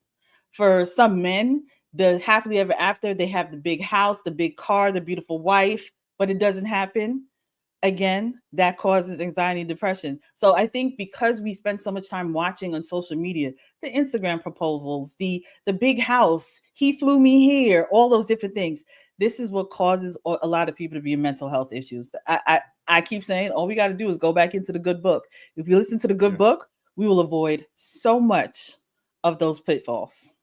You're absolutely That's what right. I think. Well, and that's also a lot of the reason why, and I speak on, our community, and the lack of marriages and the lack of nuclear families that we have is we have a lot of people, and I'll put some of this, on some of the women out there with this covetous attitude and expecting that, everybody's, I got to have this man and he's got to have all of this money. And the reality of it is this.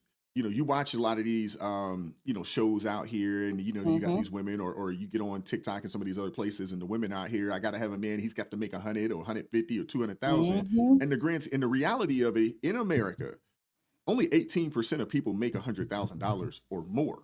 Only 18%. So when you think about that, and the crazy thing is that the 18% that do make that kind of money, they didn't start off there. You know what I mean? It's a process to get there. And you have women out here that are setting these unrealistic expectations for a mate. You a 25-year-old woman, maybe looking at a 28, 29, 30-year-old man and expecting for him to be one of the top earners. And that's just not feasible. No. And it's unfortunate because you have a lot of people that aren't willing to get together and build. I watch my parents do it. I'm sure you did the same thing. Yes. And I know so many other people that watch their parents do it. I didn't get a chance to watch my grandparents do it, but I've heard the stories, of my grandparents on both sides do it. And we've gotten away from that.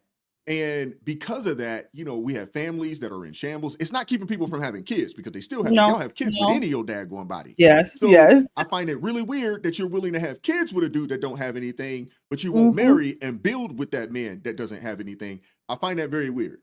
And to an extent, it's probably somewhat demonic. It is. It's probably somewhat demonic that you're willing to do that, but you're not willing to get married and build. And the reality of it is that what we do know is that married people in America are the wealthiest people in America. Yes. Overall, in the grand scheme of things. Because you have family, and you're able to build that family and create that. I as I explained to the women when I was doing the show, I was like, I'm just going to tell you right now, I never looked at a man for what he has financially. I was always the one like, how do you treat me? What is your relationship with God? Because to me, I need to know that you seek Jesus to figure out my heart. I'm gonna need you to be able to do that. That's what I need you to do. But I think character is important. Character is extremely important. And I because I grew up with a grandfather who was a man of his word, a father who was a man of his word, it's very hard for me to see anybody else move in that space. But like most women, I had my own slip up where I ended up with somebody who wise. That's why I tell women, do not pay attention to what looks good on paper, what your friends tell you. I ended up with someone for 3 years who was a narcissist. And that was the worst thing I have ever been in my entire life. That was the worst thing possible. And I warn women against that. Like, don't listen to what they say on Instagram. Don't find yourself in what looks good. Seek God for whomever he's supposed to have for you. And it doesn't matter if he's a 6-figure man, if he is a 5-figure man, it's where his heart lies. Is his heart in God? And can he lead your family, or is he somebody that will just take you astray and break your spirit? So that's the long and short of it. I hear that. Well, let me get out of here. I want to bring up Steve real fast. I appreciate you pulling up, Crystal, as always. On Friday, we're going to have to do the panel. So I'm going to reach out to you via email and we can get you on the panel on Friday if you got time. Yeah. Sounds good. I'll see you later, Wise. Have Crystal. a good one. Take care. Yes, ma'am. Bye. All right, let me bring my guy Steve Edminster up in here. What's going on, Steve? Appreciate you being patient down there in the queue down there. I appreciate that, man. Thank you. How are you today? I'm sitting here thinking, how can I follow up behind Crystal? Holy cow. We had some good callers today, man. Good callers today. Wow. Yeah, we did. Yeah, my observation is like, I noticed that Donald Trump is probably one of the best entertainers right now on TV. I mean, as far as he looks at you, he's talking to you, he's being honest. That's how I feel. In the past few years, it was all a bunch of word sandwiches. I'm 61, so I'm a little bit older than you. I remember the roaring 80s when another president would look at the camera and actually tell you the truth. Now, of course, a lot of people didn't believe it, but his works outdid his works outdid himself. But I don't know. I think right now, watching my investments, they're going up. I mean, everybody told me 2 weeks ago I was going to be in the poorhouse. I think he's doing a great job. I think so too. I would agree 100%. I'm one of those kind of people that, just off of the previous administration, when Trump was in the first time, I mean, you look at the market, you look at people's bank accounts were flush, people's investments account were flush. So I'm just looking at the track record, and I like to judge the tree by the fruit. And the last Trump administration, he was producing really good fruit. Unemployment was low. People were buying homes. Businesses were being started. There were a lot of really good things that were happening in this nation. And then obviously the shutdowns happened and slowed some of that growth down. But there was a lot of positivity. And for the industry that I was in at the time, I was having some of my best years, during that time frame financially. So I just looked at that, man, and I'm like, man, anybody betting against President Trump, a man with a plan and a man with some solutions. Because the thing is that, and Steve, I'm sure you can appreciate this, the other side, you don't get a plan or solution from the other side. We don't know what they would do. We don't know, okay, you don't like this, you don't like what would you do? You never get an answer from these people. You get critiques, but you never get an answer of, okay, I don't like this, I don't think this would work, this is what I would do. You don't get that from those guys. What really scared me about the shutdowns was the fact that, and I hope people learn from this, is how easily they controlled us with these shutdowns. Oh man! I mean, it was scary. I mean, you couldn't even go outside without a mask on. I mean, it was like, people, you're not sheep, you're human beings. Mm-hmm. That's why the Bible compares us to sheep for one simple reason. What did Jesus say about sheep? Yeah. A sheep's one of the dumbest animals created besides a human being. One walks off a cliff. We all do. Yeah. Unfortunately. But you're right. Yeah, I just want to give you a call and shout out and say you're doing a great job. I've been talking to people at work. I said, I need a good podcast. Your name comes up a lot. So you're probably going to get a lot more people watching you. Thank you. I appreciate that, man. Thank you very much. I really appreciate that. Hey, man, you're doing a great job. I love watching you every day. I love what Trump does. Like you said, he puts an idea out there and watches the left go nuts. I love that. Mm-hmm. I do too. I mean, they give us. I mean, the thing is, I was talking to my friend yesterday, and he was like, "Man, and I was like, but there's always something." I was like, and I try not to Trump us to death, but when something comes out, we got to talk about it. I feel like it's worth talking. And the thing is that we know legacy media is not going to celebrate the wins, so somebody's got to do it. Right? Somebody's got to do it. So why not us? Well, it's like I tell people, yeah, I love Trump, and they go, oh, I hate Trump, and I go, what is the opposite of the word love? It's fear, not hate. Mm-hmm. People that didn't understand Trump feared him. They didn't hate him; they feared him. Yeah. And hopefully now the way he's coming around, God guided that bullet past his ear for a reason, and I think he acknowledged that. So I'm hoping, Yeah, he did. He did. So. Wow. All right, man. You've been out here a long day. I'll let you go. All right. Good Steve, talking to you. Appreciate you pulling up. Yes, sir. And thank you for supporting the channel. And hey, keep sharing the word, man. We got to get the message out. I will. All right. Thank you, sir. Take care, man. And you too. Bye-bye. All righty, man. That was awesome, man. Appreciate you, Steve, pulling up. Crystal, Playboy Billy, thank you very much. Yolanda, she did an outstanding job today. That was awesome, man. We had good callers today. Wow. We're on this thing almost 3 hours. Goodness gracious. That was awesome, man. I appreciate that, man. Make sure you guys share this. Share the word. We're trying to build the platform, trying to continue to build the live show. We're starting to get some pretty good numbers. We've been at this now during the morning show. It's going back to the first Monday in March. So this thing is it's starting to pick up. And I appreciate you guys, rocking with me, and I appreciate those that pull up. Shout out to the Blues, B, Zephyr K9, Brett Montgomery, Coaster, Renee Suzanne. Shout out to y'all. Definitely appreciate you all, and appreciate you all keeping things peaceful in the chat. Appreciate everybody that supported the channel today financially through Super Chat, Super Thanks. We are going to do a panel show on Friday, so I'm gonna get with some folks and we'll get that set up. I don't want to have too many people, but I think we'll probably have somewhere around maybe 4, maybe 5 people on there. I think that'd be a good number. 4 to 5 is a good number.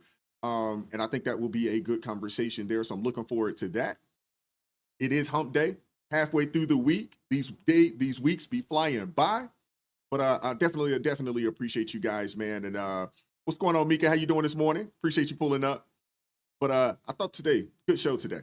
Good conversation after the fact as well. Mika, we got to get you to come guest on the show as well, man. So I'm going to have to find a way to hit you up. I'll get with Van or you can shoot me an email. That would be dope, as well. I'd love to have you on the show if that's something that you'd be interested in doing. But I appreciate you guys, man. Appreciate you guys rocking with me, man. It is 12:15. I got to go get something to eat, man. I got to go get some lunch. But keep God first. Stay prayed up. We'll catch up with you all tomorrow, 9:30 a.m. Eastern, Lord willing. I'm going to catch up with y'all. Peace.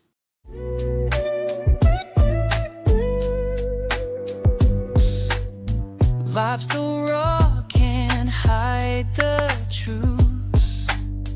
Words so sharp.